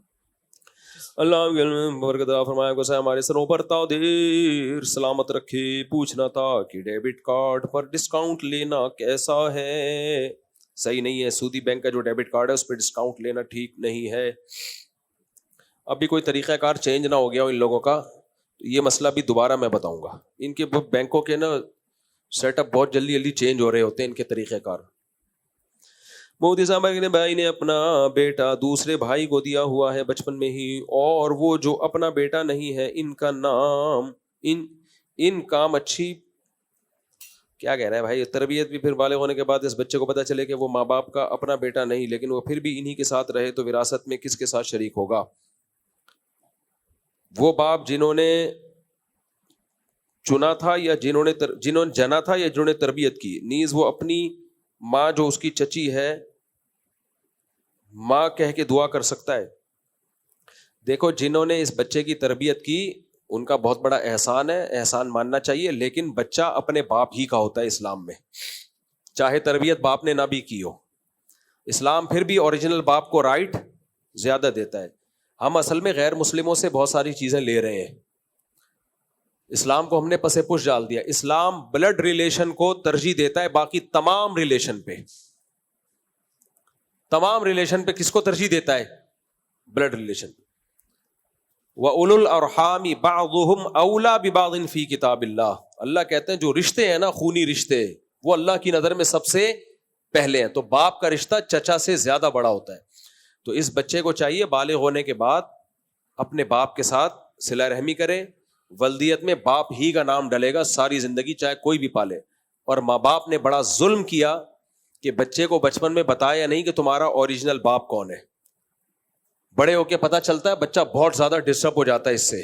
بچپن سے بتا دو بھائی تمہارے باپ یہ ہیں, پلتے تم یہاں پر ہو تو کوئی حرج نہیں ہے اس میں, ابا وہ ہیں لیکن تمہیں پال کون رہا ہے, تمہارے ابا کی پرمیشن سے یہ پال رہے ہیں, تو کیا جا رہا ہے اس میں. لیکن وراثت بھی باپ سے ملے گی, اس کی وراثت بھی باپ کو ملے گی, اور باپ اور چچا کے آرڈر میں ٹکراؤ ہوگا تو کس کی مانی جائے گی, باپ کی مانی جائے گی, جو خونی رشتہ ہے. اسلام بہت زیادہ خونی رشتوں کو اہمیت دیتا ہے. مفتی صاحب میں ڈیفینس سے آیا ہوں نماز پڑھنے کے لیے. تو میں نے آپ کا ایک کلپ سنا جس میں آپ نے کہا فرمایا کہ جو امام کے مشرکانہ خیالات ہوں, جیسے مثلاً حضور صلی اللہ علیہ وسلم کو حاضر ناظر جانتا ہے اور ان سے مدد طلب کرتا ہے, اس طرح کی بات آپ نے کی تھی. تو یہ تو تقریباً تمام ہی جو بریلوی مسلک کی مسجدیں ہیں تو ان میں یہی ہے, تو پھر اس کا مطلب ہے کہ بریلوی مسلک کی مسجدوں میں نماز جو امام کے ساتھ نہیں پڑھ سکتے ہم. نہیں, بریلویوں میں تمام لوگوں کا یہ عقیدہ نہیں ہے. ان میں کچھ معتدل بھی ہیں جن کا یہ عقیدہ نہیں ہے کہ نبی ہر جگہ موجود ہیں, ہر جگہ حاضر ناظر ہیں, ہر چیز کا اللہ نے آپ کو علم دیا ہے. تو یہ تمام بریلویوں کا عقیدہ ہے نہیں. تو ہمیں کیسے پتہ, ہمیں کیسا, جب آپ کو نہیں پتہ چل رہا تو مجھے کیسے پتہ چلے گا؟ تو آپ نے تحقیق کرنی ہے نا. اچھا ٹھیک ہے, کچھ چیزیں ایسی ہوتی ہیں لوگ کہہ رہے ہیں ہمیں پتہ نہیں چل رہا, وہ سمجھ رہے ہوتے ہیں کہ مفتی صاحب کو پتہ چل رہا ہے. لوگ آگے پوچھتے ہیں مفتی صاحب ایک رشتہ آیا, مجھے پتہ ہی نہیں چل رہا کہ یہ لڑکی ٹھیک ہے کہ نہیں ہے. تو میں کہتا ہوں جب تجھے پتہ نہیں چل رہا تو مجھے کہاں سے پتہ چلے گا, میں تو جانتا ہی نہیں ہوں اس کو. یہ جو بچے کا مسئلہ آپ نے بتایا, اس کا وہ کلپ بنے گا؟ کیڑا بچہ؟ یہ جو لے پالک بچے کا مسئلہ آپ نے بتایا. کلپ بنا دیں گے بھائی, کلپ بنا دو یار بچے کا تفصیل. پچھلے ہفتے میں نے زیادہ ڈیٹیل سے بنایا, اس کا کلپ بنا دو, وہ نیٹ پہ چل جائے گا انشاءاللہ. وہ ہمارا انڈیا میں جو چینل بند ہوا تو ابھی انڈیا کے لیے کون سا چینل کھولا ہے؟ اچھا, ہمارا انڈیا نے چینل ہی اڑا دیا ہے. مفتی صاحب زیادہ تر تو ہمارے لوگ وہاں سنتے تھے. چلو ملک کے لیے اتنی قربانی تو بنتی ہے یار. مفتی صاحب انڈیا سے جنگ میں فتح حاصل ہوگی تو ان کی عورتیں باندی کہلائیں گی یا پھر ان سے 4 شادیاں کر لیں؟ اور باندی کون کہلاتی ہے, کن کے لیے ہوتی ہے؟ انڈیا کی جنگ میں انشاءاللہ فتح ہمیں حاصل ہوگی, لیکن ان کی عورتیں باندی نہیں کہلائیں گی. باندی پہلے زمانے میں ہوتی تھی, جنگ میں جو عورتیں قبضے میں آتی تھی, کیونکہ پوری دنیا میں ایگریمنٹ تھا. اب پوری دنیا میں ایگریمنٹ یہ ہے کہ کوئی کسی کی عورت کو باندی نہیں بنا سکتا, نہ غلام بنا سکتا ہے نہ باندی. تو اسلام نے معاہدوں کی پابندی کا حکم دیا ہے, تو لہذا اب نہیں ہو سکتا. السلام علیکم مصطفیٰ. وعلیکم السلام, کیا حال ہے؟ ٹھیک ٹھاک جی. اللہ کا شکر ہے. مفتی صاحب وہ جو مارشل آرٹس والا سوال آیا تھا ابھی آپ کے پاس پرچی پہ, اچھا مارشل آرٹس والا کہ اس کی کمائی جائز ہے, یہ جیسے محمد علی وغیرہ باکسنگ لڑتے ہیں, ان کے حساب سے مطلب ان کے کپڑے بھی اس طرح کے نہیں ہوتے, اور یہ فیئر لڑائی ہو رہی ہو اگر تو اس طرح اس میں جائز ہے؟ دیکھو سطر چھپانا بہرحال فرض ہے. مسلمان مرد کے لیے جائز نہیں کہ ناف سے لے کے گھٹنے تک کسی بھی جسم کے عضو کو ظاہر کرے. وہ کھیلوں میں اس کا خیال کیا کرو, مارشل آرٹ تو سیکھنا چاہیے. ہم بھی سکھا رہے ہیں اپنے بچوں کو, جاتے ہیں روزانہ پڑھائی سے جب فارغ ہوتے ہیں تو ٹھن ٹھن سیکھ رہے ہوتے ہیں وہ بھی. تو یہ تو صحت مند قوموں کی علامتیں ہوتی ہیں, لیکن لباس ناف سے لے کے گھٹنے تک یہ چھپانا فرض ہے. تو اس کو کھولنا ظاہر جائز نہیں ہے. انگریزوں پر کو فالو مت کرو, ان کا تو کوئی ہے ہی نہیں نا, چڈے بنیان جو مرضی وہ پہنے, نہیں پہنے تو بھی ٹھیک ہے ان کے یہاں. ہم مسلمان ہیں بھائی, ہمیں شریعت نے کچھ حدود رکھی ہے ہماری. باقی آمدن کا اس سے تعلق نہیں ہے کہ کیا پہن کے لڑ رہا ہے, آمدن کا تعلق اس سے کہ جو کام کر رہا ہے وہ بذات خود جائز ہے یا نہیں ہے. مثال کے طور پر ایک مزدور اگر کنواں کھودتا ہے اور اس کو کنواں کھودنے کی اجرت ملتی ہے تو جائز ہے, چاہے وہ پورے کپڑے پہن کے کھودے یا چڈی بنیان پہن کے. اب چڈی پہن کے بھی اگر اس نے کنواں کھودا ہے تو کنویں کی آمدن تو حلال ہوگی نا, اس لیے کہ یہ آمدن چڈی پہننے کی نہیں مل رہی, یہ آمدن کس چیز کی مل رہی ہے؟ کنواں کھودنے کی. تو ہم اس کو کہیں گے بھائی تو پورے کپڑے پہن کے کنواں کھود, یہ گناہ مل رہا ہے, تو جو چڈی پہن کے کنواں کھود رہا ہے گناہ مل رہا ہے, لیکن اس کی آمدن حرام نہیں ہوگی. آمدن جب حرام ہوگی جو چڈی کے اشتہار میں آئے, چڈی پہن کے بتایا گیا تھے چڈی پہن کے میں ایسا لگتا ہوں, اور کمپنی اس کو پیسہ دے رہی ہو, یہ آمدن حرام ہوگی اس کے لیے. نہیں آئی میرا خیال ہے بات. چڈی بنیان انڈیا نے گزشتہ رات لاہور بندرگاہ میں, لاہور میں بندرگاہ کہاں سے آ گئی ہے؟ اچھا میمز ہیں. انڈیا نے گزشتہ رات لاہور بندرگاہ میں میزائل حملہ کر کے ہمارا لاہور پورٹ تباہ کر دیا ہے. اس کے ساتھ کراچی میں بڑے پیمانے پر تباہی پھیر دی ہے جس کی وجہ سے کراچی کے لوگ کئی دفعہ مر گئے ہیں. صرف چند گھر بچے ہیں جہاں سے بیٹھ کر لوگ پوسٹیں کر رہے ہیں. انڈیا کا چینل یار اتنا جھوٹ بول رہا ہے نا. مزید ہمارے 2 F-16 گرا کر ہمارے پائلٹ چاہت فتح علی خان کو گرفتار بھی کر لیا گیا ہے. یہ کیا لکھا ہوا ہے آگے؟ ان سب کے بعد فائنلی ہماری آرمی چیف صاحب کو بھی گرفتار کر لیا گیا ہے. صورتحال میں قوم کیا کرے یار. اتنی دیکھو جب جنگ ہوتی ہے نا تو بہت لمبی لمبی پھینکی جاتی ہیں. آج صبح کسی نے ویڈیو بھیجی کسی دوسرے کنٹری سے کہ کراچی ایئرپورٹ کو چاروں طرف سے گھیر لیا گیا انڈین نے اور یہ ہو گیا. میں نے کہا بھائی اب تو کچھ بھی نہیں ہوا, اللہ کا شکر ہے بیٹھے ہوئے. تھوڑے بہت تو ہوتا ہی ہے, وہ تو جب جنگ ہوتی ہے تو کچھ نہ کچھ تو نقصان ہوتا ہی ہے. تو پروپیگنڈے کا شکار نہ ہو. ابھی مودی اتنی بوکھلاہٹ کا شکار ہے, خود ہی اپنے ملک میں مزید دھماکے کرا رہا ہے. وہ ہاں یہ کر دیا, ہاں وہ کر دیا, اتنے لوگ مر گئے, یہ کر دیا, وہ کر دیا. وہ چاہ رہا ہے کچھ ہو بھائی, کچھ ہلچل پیدا ہو, کیونکہ اس نے ابھی الیکشن آ رہے ہیں, اس کے لیے ووٹ چاہیے اس کو. کام تو دھیلے کا نہیں کیا اس نے انڈیا میں, صحیح ہے نا. تو پھر یہی طریقہ ہوتا ہے ووٹنگ کے لیے. تو ہاں تو ہمارے ISPR کا بیان آیا ہے بھائی اگر ہم نے حملہ کیا ہوتا نا تو ہم بتاتے ہم نے کیا ہے, اور انڈیا اس کو چھپاتا. ہم نے نہیں کیا اس لیے انڈیا اس کو کیا کر رہا ہے, اچھال رہا ہے. جب بھی کوئی فوج حملہ کرتی ہو تو چاہتی ہے کہ دنیا کو نظر آئے ہم نے یہ کر دیا. جیسے 5 طیارے گرائے, میرے پاس جو رپورٹ ہے وہ 7 طیاروں کی ہے, لیکن آفیشلی جو اعلان ہوا ہے وہ 5 طیاروں کا ہوا ہے, تو چلو 5 ہی مان لیتے ہیں اس کو. تو 5 طیارے گرائے تو انہوں نے بتایا نا ہم نے گرائے ہیں. تو پاکستان جو کام کرے گا وہ بتا دے گا کہ یہ ہم نے کیا ہے. لیکن بات یہ ہے کہ وہ خود ہی شور شرابہ, ادھر ہم نے یہ کر دیا اور انہوں نے یہ کر دیا, ایسے چل رہا ہے کچھ ہو. لیکن ہم بہت ڈھیٹ لوگ ہیں, ہمیں نہیں ہو رہا کچھ, ہمیں کچھ نہیں ہو رہا. اچھا انڈیا میں نا ووٹ ملتا ہے پاکستان دشمنی کی بیس پہ. مجھے ووٹ دو میں پاکستان کی اینٹ سینٹ بجا دوں گا, میں یہ کر دوں گا, میں یوں. پاکستان میں اس بیس پہ ووٹ نہیں ملتا. اگر کوئی یہاں سیاسی لیڈر کھڑا ہو اور بولے میں انڈیا کی ایسی کی تیسی کر دوں گا, الیکشن میں جیتے گا ہی نہیں وہ.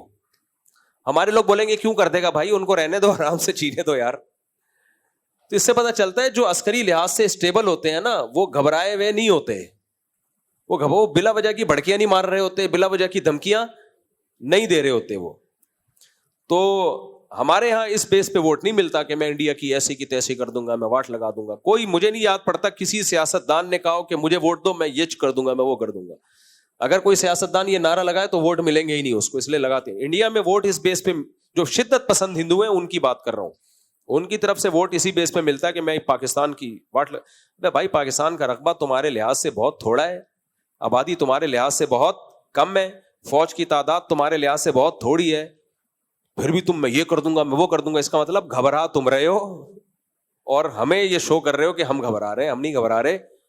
ہمارے یہاں میمز پہ میمز بنی چلی جا رہی ہے, بنی چلی جا رہی ہے میمز پہ میمز. کل ایک صاحب مجھ سے ملے اور کہنے لگے یہ کیا تماشا لگایا ہوا ہے یار, یہ کوئی جنگ ہے, ادھر سے ایک ڈرون آ گیا, یوں آ گیا, ایک جنگ ہے. میں نے کہا ٹھیک ہے میں مودی سے بات کرتا ہوں, کوئی بڑا میزائل بھیجے یار, ان کو سمجھ میں نہیں آ رہا. میں نے کہا کیا بات کر رہے ہو, اچھا ہے نا نہیں ہو رہی, اچھا ہے نہیں ہو رہی. تو وہ ان کو اس پہ پاکستانیوں کو اس پہ اشکال ہو رہا ہے کیوں نہیں ہو رہی, یہ کیا مذاق لگایا ہوا ہے, ادھر سے ڈرون آ گیا ادھر سے میزائل آ گیا, کیا مذاق لگایا ہوا ہے. تو میں نے کہا خشک ہو یار, اچھا ہے نا. مجھے غصہ بھی آ رہا تھا ان کے اوپر, ہنسی بھی آ رہی تھی. میں نے کہا میں مودی سے رابطہ کرتا ہوں بھائی, ہماری قوم کہہ رہی ہے کیا اور مذاق لگایا ہوا ہے. شکر کرو کوئی میزائل خدا نخواستہ گر گیا تو پھر بولو گے یہ کیا ہو گیا. السلام علیکم. جنگ کی تمنا نہیں کرنی چاہیے. جی السلام علیکم مفتی صاحب, مجھ سے میں نے آپ سے کچھ سوال کرنے ہیں, 2-3 چھوٹے چھوٹے سوال ہیں.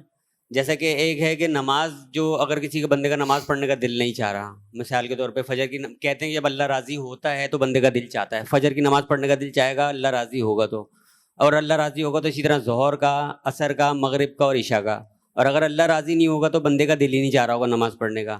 دوسرا سوال یہ ہے میرا, اگر کوئی بندہ جمعہ نہیں پڑھ رہا, یعنی کہ نمازیں تو ویسے بھی نہیں پڑھ رہا, جمعے کی نماز پڑھنے بھی نہیں جا رہا وہ, اور کہتے ہیں کہ 4 جمعے ادا اگر نہیں کرو تو دائرہ اسلام سے بندہ خارج ہو جاتا ہے, تو ان کے بارے میں آپ کیا 3 کہتے ہیں؟ جمعے اگر کوئی نہیں پڑھے تو حدیث میں آتا کافر ہو جاتا ہے, یعنی اس کے دل پہ بہت سیاہ مہر لگ جاتی ہے. کافر تو پھر بھی نہیں ہوتا, کسی عمل سے کافر نہیں ہوتا انسان. لیکن اور دیکھا ہے ہم نے جن لوگوں نے جمعہ بھی چھوڑنا شروع کیا پھر وہ مرتد ہو کے مرے ہیں, کیونکہ ان کے دل میں اسلام کی پھر کوئی ویلیو نہیں رہتی. تو جمعہ تو ہر برے سے برا انسان بھی پڑھ ہی لیتا ہے, تو یہ ایسی سخت مہر لگ جاتی ہے دل کے اوپر. اور یہ جو پہلی بات آپ نے کی کہ اللہ راضی ہوگا تو نماز میں دل لگے گا, یہ بات ہی غلط ہے. ایسا نہیں ہے. نماز پڑھو گے تو اللہ راضی ہوگا, چاہے دل لگے یا نہ لگے. بلکہ دل نہ لگ رہا ہو پھر نماز پڑھو گے تو ڈبل راضی ہوگا, کیونکہ اس میں مشقت زیادہ ہے. تو جس نیکی میں بھی مشکل زیادہ اس میں اللہ زیادہ راضی ہوتا ہے. اچھا ایک سوال میں نے آپ کو بولا تھا, ایک اور میرا سوال ہے کہ جب میں تقریباً 12-13 سال کا تھا اس وقت ایسا ہوا تھا, اہل تشیع کچھ لڑکے تھے جو کہ اس وقت گالیاں بک رہے تھے خلفائے راشدین کو. تو نعوذ باللہ انہوں نے مغالطات بکیں اور گالیاں بکی. تو پھر میں نے اپنے جس مسجد میں نماز پڑھنے جاتا تھا تو میں نے ان کو امام کو جا کے بتایا, تو انہوں نے اس وقت مجھے کہا کہ ایسا جو شخص ہوتا ہے وہ قتل واجب القتل کہلاتا ہے. تو اس وقت کیونکہ میں چھوٹا تھا 12-13 سال کا تھا, تو کیا ایسا حقیقت میں ایسا ہے؟ دیکھیں خود سے کسی کو قتل کرنا جائز نہیں ہے, اس سے ملک میں قتل و غارت پھیلتا ہے. قانون ہے کیس کرو آپ. اور کوئی بھی صحابہ کو گالیاں دیتا ہے آپ اس کو بولو میرے سامنے یہ کام نہیں کرنا آپ نے. بھائی انڈور جو مرضی کرتے رہو, آپ خدا کو خود خدا کو جواب دو گے. ہمارے سامنے یہ کام کیا تو پھر اس کا رسپانس بہت خطرناک ہوگا. سمجھ رہے ہو کہ نہیں سمجھ رہے؟ یہ تو دنیا میں یہاں تک کہ قرآن نے کہا ہے کہ ہندوؤں کے جو بت ہیں ان کا بھی مذاق مت اڑاؤ, کسی کے سامنے اس کے بتوں کو برا مت کرو, کہ جو جھوٹے خدا ہیں, کیونکہ اس کے نتیجے میں وہ تمہارے خدا کو نہ برا کہنا شروع کر دیں.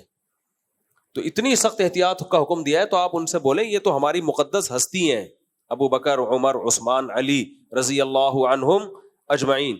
ہماری کسی مقدس ہستی کو ہمارے سامنے تم نے برا بلا کہا تو اس کا پھر جو ہماری طرف سے رسپانس ہوگا اس میں کوئی خیر کی توقع آپ نہ رکھیں. السلام علیکم مفتی صاحب.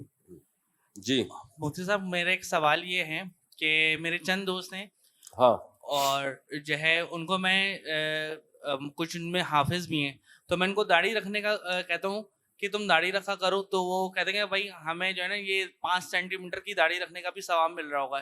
جبکہ میں ان کو بتاتا بھی ہوں کہ حدیث میں کہ جو داڑھی رکھنا جو ہے داڑھی بڑھاؤ اور دائیں بائیں اور نیچے سے ایک مٹھی ہونا چاہیے, اور جب ایک مٹھی سے زیادہ ہو جائے تب کہیں جا کے اس کو تراشا جاتا ہے. تو کہتا ہے کہ نہیں اتنا ضروری نہیں ہے, ہم جو 5 سینٹی میٹر والی بھی رکھتے ہیں تو اس کا بھی کہیں نہ کہیں ثواب ملتا ہوگا.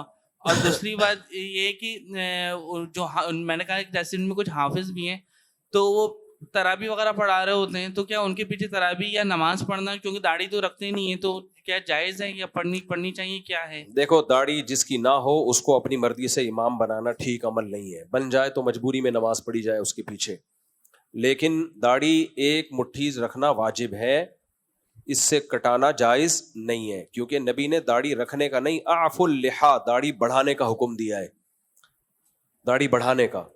اب اہل حدیث حضرات اس پہ عمل کرتے ہیں, کہتے ہیں بڑھاؤ بالکل بھی نہ کاٹو, تو وہ بھی ایک حدیث سے بہرحال ثابت شدہ حقیقت ہے, اس کو حدیث کے ظاہری الفاظ تو یہی ہیں. لیکن جو جمہور علماء ہیں وہ کہتے ہیں ایک مٹھی کے بعد کاٹ سکتے ہیں, کیونکہ عبداللہ ابن عمر رضی اللہ تعالیٰ عنہ ایک مٹھ سے زیادہ کاٹا کرتے تھے اور کسی صحابی نے ان پر کوئی اعتراض نہیں کیا.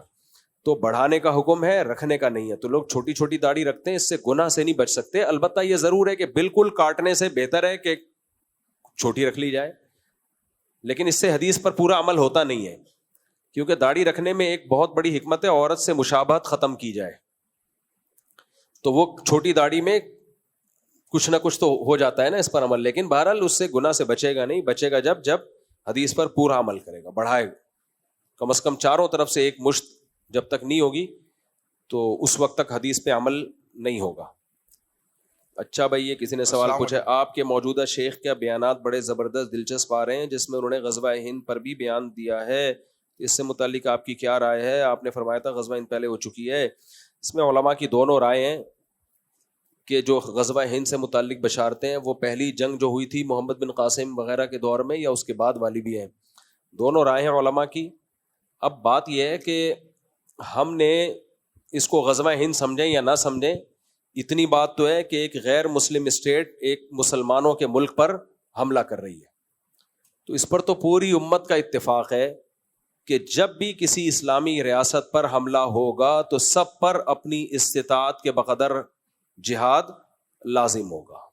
اس میں تو کسی کی دو رائے. اب اس کو غزوہ ہند کہیں یا نہ کہیں, غزوہ جاپان کہہ لو آپ اس کو, ٹھیک ہے نا, غزوہ کچھ بھی کہہ لو, غزوہ ملیشیا کہہ لو آپ. تو اب بجائے اس بحث میں پڑھنے کے یہ ہے یا نہیں ہے, بھائی ایک حقیقت ہے, جب بھی اسلامی مملکت پہ حملہ ہوگا تو جہاد سب پہ اپنی استطاعت کے بقدر فرض ہوگا. السلام علیکم مفتی صاحب. وعلیکم السلام مستفتی صاحب. مفتی صاحب, میں اپنے بچے کو حفظ کروا رہا تھا, تو میری والدہ کو جی میری والدہ کو بہت خوشی ہوتی تھی اور وہ پڑھ کے سناتا تھا تو وہ بہت خوش ہوتی تھی. ماشاء اللہ. اب میری والدہ کا انتقال ہو گیا, اللہ مغفرت. تو میرا بچہ اگر ان کی قبر پہ جا کے پڑھتا ہے تو کیا ان کو اس چیز کا محسوس ہوتا ہے؟ دیکھیں, اسپیشلی قبر پہ قرآن پڑھنے کے لیے بھیجنا ٹھیک نہیں ہے. انہی چیزوں سے بدعت کا وہ آغاز ہوتا ہے. تو بچے, ہاں اگر آپ وہ بچہ دادی کی قبر پہ چلا جائے ویسے ہی دعا کرنے کے لیے, زیارت کرنے کے لیے, اور وہاں قرآن کی تلاوت بھی کر لے تو کوئی حرج ہے, آہستہ آواز سے. لیکن اسپیشلی قبر پہ جا کے تلاوت کرنا کوئی فضیلت کا عمل نہیں ہے. تو ان کو بچے کو چاہیے گھر بیٹھ کے تلاوت کرے, اور انشاءاللہ اس کا ثواب آٹومیٹیکلی دادی کو ملے گا, کیونکہ انہی کی ترغیب پر, انہی کی خوشی پر اس بچے نے قرآن حفظ کیا ہے. اور ان کے لیے دعا مانگے. قبر پہ جا کے تلاوت, یعنی تلاوت کی نیت سے قبر پہ مت جائے کہ میں تلاوت کروں گا, تو یہ بڑا اختلافی مسئلہ ہے, اس کو چھوڑو بھی. اچھا, ایک سوال, ابھی آپ نے غزوہ کا کہا تھا, تو غزوہ تو نبی پاک صلی اللہ علیہ وسلم کے دور میں ہوئے تھے. غزوہ وہ ہوتا ہے جس میں نبی پاک صلی اللہ علیہ وسلم بنفس نفیس خود شرکت کی تھی. تو ابھی ہم غزوہ ہند کہتے ہیں یا آپ غزوہ ملیشیا یا جو کہہ رہے تھے, تو اس سے کیا مطلب اخذ کیا رہے ہم لوگ؟ دیکھیں, نبی کے دور میں جب جنگ ہوئی ہے نا, تو اس جنگ کے علم غزوہ اس کو کہا جاتا ہے جو جس میں نبی شریک ہو. لیکن یہ قیامت تک کا اصول نہیں ہے. جب نبی دنیا سے چلے گئے تو اس کے بعد جو بھی جہاد ہوگا اس کو غزوہ کہا جائے گا. ہاں, محدثین کی عادت ہے کہ نبی صلی اللہ علیہ وسلم کے دور میں جو جنگیں ہوئی ہیں ان میں غزوہ اس جنگ کو کہا گیا جس میں نبی شریک ہوئے, اور سریہ اس جنگ کو کہا گیا جس میں نبی شریک نہیں ہوئے, جس کی جمع سرایہ آتی ہے. السلام علیکم مفتی صاحب. وعلیکم السلام. مفتی صاحب, ایک بندے نے سسرال والوں کو ادھار پیسے دیے. آگے مجھ سے سنا ہی نہیں آ رہا. کہہ رہے ایک بندے نے سسرال کو ادھار پیسے دے دیے, ڈپریشن شروع ہے. پیسے نہ دینے کی صورت میں اس نے غصے میں کال کی, بات تیز ہو گئی تو اس نے غصے میں کال بند کر دی فون. تو یہ اپنے ساتھ بولنے لگا کہ اب اگر میری بیوی آپ لوگوں کے گھر آ گئی تو 10 طلاقیں ہوگی اس کو. طلاقیں تو 10 نہیں ہوتی, 3 ہوتی ہے. اور اس نے جو یہ الفاظ بولے یہ بالکل اکیلا تھا, کوئی آس پاس نہیں تھا. تو کیا یہ طلاق واقع ہوگی؟ طلاق میں ریورس گیئر نہیں ہے. بہت ہی بے وقوف داماد ہے جس نے بولا کہ میری بیوی آپ کے گھر گئی تو اس کو 10 طلاقیں, تو وہ جائے گی تو 3 طلاقیں واقع ہو جائیں گی, کبھی بھی نہیں جائے. اب یا تو یوں کر لیا جائے کہ پہلے اگر کبھی طلاق نہیں دی ہے تو بیوی کو 1 طلاق بائن دی جائے. بائن کا مطلب ہوتا ہے نکاح ٹوٹ گیا. جب 1 طلاق بائن دی جائے گی تو نکاح ٹوٹ جائے گا. 3 مینسز گزرے بیوی کے, پوری عدت پوری کرے, عدت پوری کر کے نکاح بالکل لیا, ختم. پھر وہ جائے اپنے ماں باپ کے گھر, بیوی چلی جائے اپنے ماں باپ کے گھر. تو اب طلاق شرط پوری ہو گئی, لیکن طلاق اس لیے واقع نہیں ہوئی کہ نکاح بھی ختم اور عدت بھی ختم. تو یہ قسم پوری ہو جائے گی.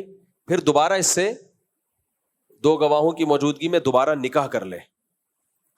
دوبارہ نکاح کرے گا تو اب دوبارہ ماں باپ کے گھر جانے سے طلاق واقع نہیں ہوگی, کیونکہ وہ قسم مکمل کمپلیٹ ہو چکی ہے. تو اب یہ تدبیر کرنی پڑے گی, اس کے بغیر کوئی حل ہے نہیں.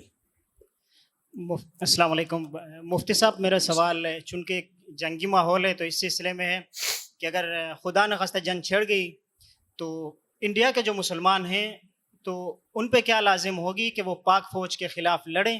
اگر لڑ لیں تو پھر اگر وہ آمنے سامنے ہو تو ان میں کون شہید کہلائے گا؟ ظالم کا ساتھ دینا کسی قیمت میں جائز نہیں ہے, چاہے مسلمان ہی کیوں نہ ہو. تو کسی قیمت پہ جائز نہیں ہے. ہاں, انڈیا کے جو مسلمان ہیں وہ مجبور ہیں اس وقت. ہم لوگ ان کو ترغیب دیتے ہیں کہ تم مودی کے خلاف کھڑے ہو جاؤ, تم انڈیا کے خلاف کھڑے. بھائی وہ جس حالات میں رہ رہے ہیں وہ صبح و شام یہ نعرے لگا رہے ہیں کہ ہم انڈیا سے محبت کرتے ہیں, مودی حکومت یہ ماننے کے لیے تیار نہیں ہے. جو اس نے مسلمانوں پہ ظلم کے پہاڑ توڑے ہوئے ہیں وہاں بہت قسمہ پرسی کی حالت میں, سوائے چند لوگوں کے, نارملی حالات مسلمانوں کے انڈیا میں اچھے نہیں ہیں. مسجدیں گرائی, صبح شام ویڈیوز آ رہی ہوتی ہیں. احمد آباد کا واقعہ دیکھ لو اور بابری مسجد کا واقعہ دیکھ لو, اس کے بعد کتنی مسجدیں شہید ہو گئیں, اور ڈاکٹر ذاکر نائک کا کیا حشر کیا ان لوگوں نے. اور اس کے بعد ابھی جو تمام وقف کی املاک جن سے مدرسے اور مسجدیں چلتی تھیں وہ تمام املاک گورنمنٹ اپنے تحویل میں لے رہی ہے. اس سے تو مسجد اور مدرسوں کی ایسی کی تیسی ہو جائے گی. ان حالات میں آپ کہہ رہے ہو کہ وہ انڈیا کے خلاف بولیں, ایسا نہیں ہوتا. لہذا ان کی جو تقریریں آ رہی ہیں نا, ہم انڈیا کے ساتھ ہیں, ان تقریروں سے ان سے بدگمان ہونے کی بھی ضرورت نہیں ہے. انہوں نے یہی کہنا ہے, وہ مجبور ہیں بیچارے یہ کہنے پر. اور لیکن انڈیا, مودی نے ماننا پھر بھی نہیں ہے, یہ بتا دوں میں, ماننا پھر بھی نہیں ہے کہ یہ ہم وہ سوتیلا پن رکھنا ہے اس نے, کیونکہ وہ مودی شدت پسند قسم کے جو ہندو ہیں, جو بہت ہی بنیاد پرست ہندو ہیں, ان کی آنکھوں کا تارا ہے. تو اس نے مذہب کا منجن بیچنا ہے, اس نے مسلمانوں کو, عیسائیوں کو, سکھوں کو دبانا ہے. تو وہ شدت پسند ہندو کہیں گے یہ ہمارا ہے, تو یہ اس کا موٹیو ہے, یہ بھائی اس کا ہدف ہے, یہ تو یہ کرے گا وہ. مفتی صاحب, اپنا جو قرآن پاک میں سورہ بنی اسرائیل میں آیت ہے کہ وما کننا معذبین حتی نبعث رسولا, اس سے جو اللہ تعالیٰ فرما رہے ہیں کہ ہم اس وقت تک عذاب نہیں دیں گے جب تک کہ ہم رسول نبی مبعوث نہ کرتے. تو اس سے مراد نبی کا فزیکلی مبعوث ہونا ہے یا ان کی تعلیمات کا آنا؟ فزیکلی مبعوث ہونا نہیں ہے. دوسری بات, آپ صلی اللہ علیہ وسلم کی تعلیمات کہیں تک پہنچ گئیں تو وہ بھی مبعوث ہونا ہی ہے. تو بہت سارے دنیا کے اندر ایسے علاقے, آئس لینڈ, جنگلات ہیں جہاں جانا مشکل ہے, ان کا وہاں سے آنا مشکل ہے, اور وہاں پہ کسی قسم کی کوئی ٹیکنالوجی اور انٹرنیٹ کی سہولت موجود نہیں ہے. تو وہ ان کے بارے میں کیا ہے؟ نہیں, وہ جہنم میں نہیں جائیں گے. ان کا کیا ہوگا؟ نہیں, وہ جہنم میں نہیں جائیں گے, جنت میں جائیں گے. جنت میں اگر, جنت کا تو ہمیں نہیں پتا بھائی جائیں گے کہ نہیں جائیں گے, لیکن اتنا پتا ہے جہنم میں نہیں جائیں گے. وہ ایسے لوگوں کو اللہ, جو راجح قول ہے اس کے مطابق اللہ قیامت کے دن آزمائے گا. جیسے کافروں کے جو نابالغ بچے فوت ہو جاتے ہیں نا, تو روایات میں ہمیں یہ ملتا ہے کہ اللہ تعالیٰ قیامت کے دن ان کو بالغ کریں گے, ان کو عقل اور شعور دیں گے, اور ان کے لیے بھی اسی طرح جیسے دنیا میں امتحان ہوتا ہے ایسے امتحان کا ان کے لیے بھی رکھی جائے گی. تو جو اس میں عقیدہ توحید کو اختیار کیا اور صحیح عقیدہ اختیار کیا ان کے لیے جنت ہے, اور جس نے اس وقت غلط چیز کو اختیار کیا ان کے لیے جہنم ہے. اب وہ کیسے ہوگا, وہ آخرت میں ہوگا, اس کی ڈیٹیل ہمیں معلوم نہیں ہے. لیکن یہ نہیں ہوگا کہ نہ پیغمبر پہنچے نہ پیغمبر کی تعلیمات پہنچی اور پھر بھی اللہ ان کو جہنم میں ڈال دے.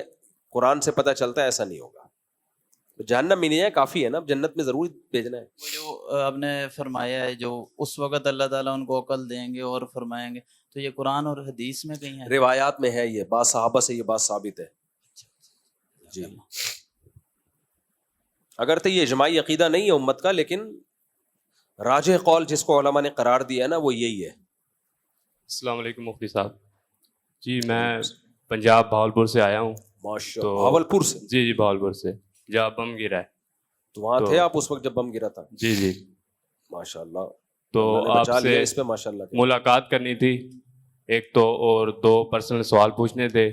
کسی نے کال پر آپ سے, طلاق کے ہیں دونوں ہی. ابھی پوچھ لینا سوال. جی سوال ابھی پوچھ. وہ بندہ آپ کو پوری ڈیٹیل بتائے گا کال کر کے بتائے گا. دیکھو طلاق کا مسئلہ ریٹن میں پوچھ لو تو زیادہ اچھا ہے, کال کر کے بتانے کے بجائے بہتر ہے, کیونکہ جس نے دی ہے جس حالات میں وہ اسی طریقے سے بتائے گا آپ کو کہ ہوئی یا نہیں ہوئی. زبان سے دی ہے؟ جی زبان سے دی ہے. 3 دی ہیں؟ 3 دی ہے. بس ہوئی ہے نا. پھر رخصتی سے پہلے دی ہے, رخصتی نہیں ہوئی. رخصتی سے پہلے طلاق دی ہے, یوں دیے تمہیں 3 طلاق, یا یوں دیے تمہیں طلاق طلاق طلاق, کیسے دیے؟ طلاق ہے طلاق ہے طلاق ہے, پھر 1 طلاق ہوئی ہے. 1 طلاق ہوئی, لیکن وہ پہلے ملتے جلتے بھی تھے. تو تنہائی میں جمع ہوئے ہیں نا. وہ یہ کہ ایسی تنہائی نہیں تھی کہ بالکل تنہائی, ایک کمرے میں سائڈ میں مل سکتے تھے. ایسی تنہائی کہ اگر ہم بستری کرنا چاہتے تو کر سکتے تھے, ایسی تنہائی ملی ہے؟ جی وہ تو اب وہی بتائے گا. تو اس سے پوچھ کے آپ بتا دو نا, جب اتنا کچھ آپ بتا رہے ہو. وہ تو کہتا ہے کہ گھر والے تھے لیکن کمرہ خالی تھا. بھائی تنہائی کا مطلب ایسی تنہائی جس میں میاں بیوی اگر ہم بستری کرنا چاہیں, فزیکل ریلیشن قائم کرنا چاہیں تو کوئی رکاوٹ نہ ہو, تو ایسی تنہائی کو رخصتی ہی کہا جاتا ہے. اگر ایسی تنہائی نہیں ملی, مثال کے طور کمرے میں بیٹھے میں دروازہ کھلا ہوا ہے, تو پھر تو نہیں ہو سکتا نا ایسے, اس کو رخصتی نہیں کہتے. صحیح. یا کہیں پارک میں مل رہے ہیں چھپڑ میں, تو وہاں بھی نہیں ہو سکتا ایسے, اس کو رخصتی نہیں کہتے. لیکن پارک ہے, وہ اوپن ایریا ہے. ابھی اتنے بغیرت تو ہم نہیں ہوئے نا انگریزوں کی طرح کے. نہیں, اگر ان کو پتا ہو تو اس کمرے میں کوئی بیٹھا ہے, یہاں کمرے میں جانا منع ہے 5-10 منٹ کے لیے, جیسے بیٹھ جاتے ہیں نکاح کے بعد, تو اب ان کی رخصتی ہوئی یا نہیں؟ 5-10 منٹ کے لیے نکاح کے بعد بیٹھ جاتے ہیں, کمرے کی کنڈی بھی لگی ہوئی ہے؟ نہیں, کنڈی نہیں ہے, ان کو بس اجازت نہیں کمرے میں جانے کی. بھائی یہ فیصلہ دولہا خود کرے. جی وہی تو کہ کیا اتنی تنہائی تھی کہ اگر میں پراپر ہم بستری کرنا چاہتا تو کر سکتا تھا. صحیح. اتنی تنہائی ہے, اگر وہ سمجھتا ہے نہیں کر سکتا تھا, بھائی کنڈی نہیں لگی ہوئی. اتنی بغیرتی ہمارے یہاں نہیں ہے کہ کنڈی کھلی ہوئی ہو اور دولہا دلہن سہاگ رات منا رہے ہو, ایسا بھی ہوتا نہیں. اور ایک اور سوال, اگر ایسا ہے تو پھر رخصتی ہو گئی تھی, اور اگر اتنی تنہائی نہیں تھی تو پھر رخصتی نہیں ہوئی. جاتے وقت آپ مجھ سے ملاقات کرنی ہے؟ ابھی آ جائیں, السلام کر لوں, آ جائیں ملاقات. جہاد کا موقع مل جائے تو اگر فرض, قضا, نمازیں اور کبیرہ گناہوں کی تلافی وغیرہ باقی ہو تو ایسے میں کیا کرنا چاہیے؟ اللہ آپ کو خوش رکھے ماشاءاللہ. ٹھیک ہے, بہاولپور والوں کا حوصلہ بڑھائیں جا کے. جہاد کا موقع مل جائے تو اگر اچھا آج کل یہ بھی شروع ہو گیا, میزائل گر رہا ہے, ہم پہ گر رہا ہے, ان پہ نہیں گر رہا. بعض لوگ یہ بھی کر رہے ہیں, اس کا مطلب ہم ہیں اصل. او بھائی سب ایک جیسے ہیں, سب مسلمان ہیں, سب پاکستانی ہیں, سب کے غم میں برابر کے. اگر آپ پہ گرا تو یہ نہیں کہا اس پہ کیوں نہیں گرا, مجھ پہ کیوں گر گیا, تو آپ بولو چلو شکر ہے اس پہ نہیں گرا یار, وہ تو بچ گیا. جس پہ بھی گر رہا ہے, جہاں بھی شہادتیں ہو رہی ہیں, ہم سب کی شہادتوں کی قبولیت کی اللہ سے دعا کرتے ہیں, اللہ زخمیوں کو شفا عطا فرمائے. جہاد کا موقع مل جائے تو فرض, قضا, نمازیں اور کبیرہ گناہوں کی تلافی. کبیرہ گناہ ہے تو توبہ کرو, فرض نمازیں باقی ہیں تو جتنی پڑھ سکتے ہو پڑھ لو, نہیں جتنی ممکن نہیں ہے تو وصیت کرو اس کی. ہاں قرض معاف نہیں ہوتا شہید کا بھی. لوگ پیسے لے کے شہید ہو جاتے ہیں, جا کے ادھر پیسے لیے جا کے کیا ہو گئے شہید. وہ رو رہا ہوتا ہے تو ابھی تھوڑی دیر بعد شہید ہو جاتا, میرے پیسے تو دے دیتا. تو حقوق العباد کی بڑی ویلیو ہے بھائی. میرا کوئی دوست میری عزت نہیں کرتا, میرا کوئی بھی دوست میری عزت نہیں کرتا, سب میرا دل دکھاتے ہیں, تو میں اسی لیے سب سے دوستی ختم کرنا چاہتا ہوں, مگر اس سے میرا اللہ مجھ سے ناراض ہو جائے گا. تو آپ بھائی اللہ تعالیٰ نے خونی رشتے بنائے ہیں, دوست اگر اچھا سلوک کر رہا ہے دوستی رکھو, نہیں کر رہا ہے یا تمہاری ایسی کی تیسی. دوست کیا ہوتا ہے؟ دوست کا تو مطلب ہے آپ کے ساتھ اچھا ٹائم پاس کر رہا ہے, کرے تو ٹھیک ہے, نہیں کرے تو ہاں. بھائی بہنوں کا رشتہ ایسا ہے, اچھا سلوک کریں تو بھی بنا کے رکھنا ہے, نہیں کرے تو بھی بنا کے رکھنا ہے. تو یہاں ہے صلہ رحمی. تو ماں اور باپ کا رشتہ ایسا ہے, آپ سے بنا کے رکھیں تو بھی بنانی ہے آپ نے, نہیں بنائے تو بھی بنا کے رکھنی ہے آپ نے. تو دوست اچھا سلوک, بیزتی کر رہے ہیں تو نہیں. بعض لوگوں کو بیزتی کا شوق ہوتا ہے اپنی, جو دوست بیزتی کر رہے ہیں پھر جا کے اپنی بیزتی باقاعدہ کروا کے آئیں گے دوبارہ. پھر 4 دن بعد خیال ہوگا بہت دن سے بیزتی نہیں ہوئی, تو پھر اسی دوست کے پاس چلتے ہیں. تو یہ اس کا مسئلہ نہیں ہے, یہ آپ کا مسئلہ ہے. مت رکھو دوستی. اچھا میرے بھائی آخری سوال ہے, آپ کا بیان سنا تھا کہ شادی کے پیسے نہیں ہو تو پھر بھی شادی کر لو, فی الحال لڑکی اپنے گھر میں رہے تو کم از کم. اچھا اس سے برائی سے بچنے کے لیے میاں تو مل جائے گا, تو آپ سے مشورہ ہے کہ ہم اس طرح نکاح کا پیغام بھیجنا مناسب رہے گا, کیونکہ کم عمر میں فوری روزگار نہیں ہے. اور بھائی لڑکی اور لڑکا اگر نکاح کر لیں برائی سے بچنے کے لیے تو ہمیں کوئی اعتراض نہیں ہے, لیکن لڑکی کا ابا راضی ہوگا نہیں کہ آپ کرتے کچھ بھی نہیں ہو, آپ کو ایکچولی میں برائی سے بچنے کے لیے نکاح کر رہا ہوں. وہ کہے گا میری بچی کو بھیڑ کیوں چڑھا رہا ہے,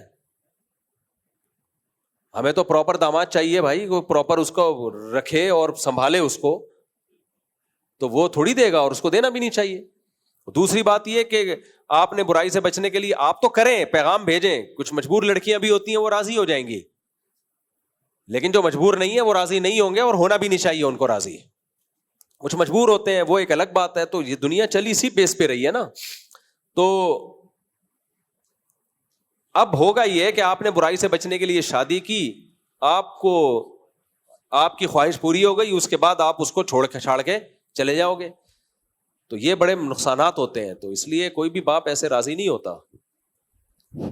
حدیث میں تبھی ایسے موقع پہ آیا ہے کہ جس میں استطاعت نہیں ہے نکاح کی, وہ پھر کثرت سے روزے رکھے. السلام علیکم مفتی صاحب. وعلیکم السلام.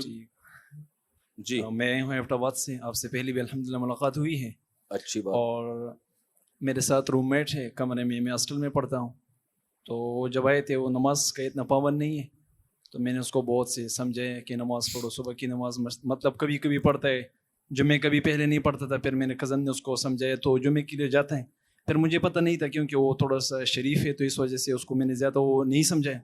بعد میں مجھے پتہ چلا 7-8 مہینے بعد کہ یہ بریلوی ہے, تو اس وجہ سے میرے دل میں بہت ہوا ہے. پھر میں نے کہا یہ تو مسلمان تو ہے, تو ابھی اس کے حوالے سے میں کیا سمجھو. ابھی بھی میں تو اس کو بہت ترغیب دیتا ہوں. ابھی کیا ہو سکتا ہے. آپ اگر لوگوں کو سمجھانا شروع کر دو تو سمجھاتے سمجھاتے مر جاؤ گے. چھوڑ دو, ایک دفعہ سمجھا دیا بس اپنے حال پہ چھوڑ دو. آپ کے روم میں آپ کے ساتھ ہے, اس کو اپنا ایکٹیویٹی میں مشغول رہنے دو, آپ اپنے کام سے کام رکھو. ایسے تو بھائی اتنے مسائل ہیں, باہر نکلو وہ یہ کر رہا ہے وہ کر رہا ہے, کس کس کو پکڑو گے. آ کے ایک دفعہ سمجھا دیا بس محبت سے کافی ہے. ٹھیک ہے, آپ کا فرض ادا ہو گیا, اب اپنے کام سے کام رکھو. جی ہاں, موبائل میں قرآن پڑھ سکتے ہیں. ٹھیک ہے جی, السلام علیکم ورحمۃ اللہ.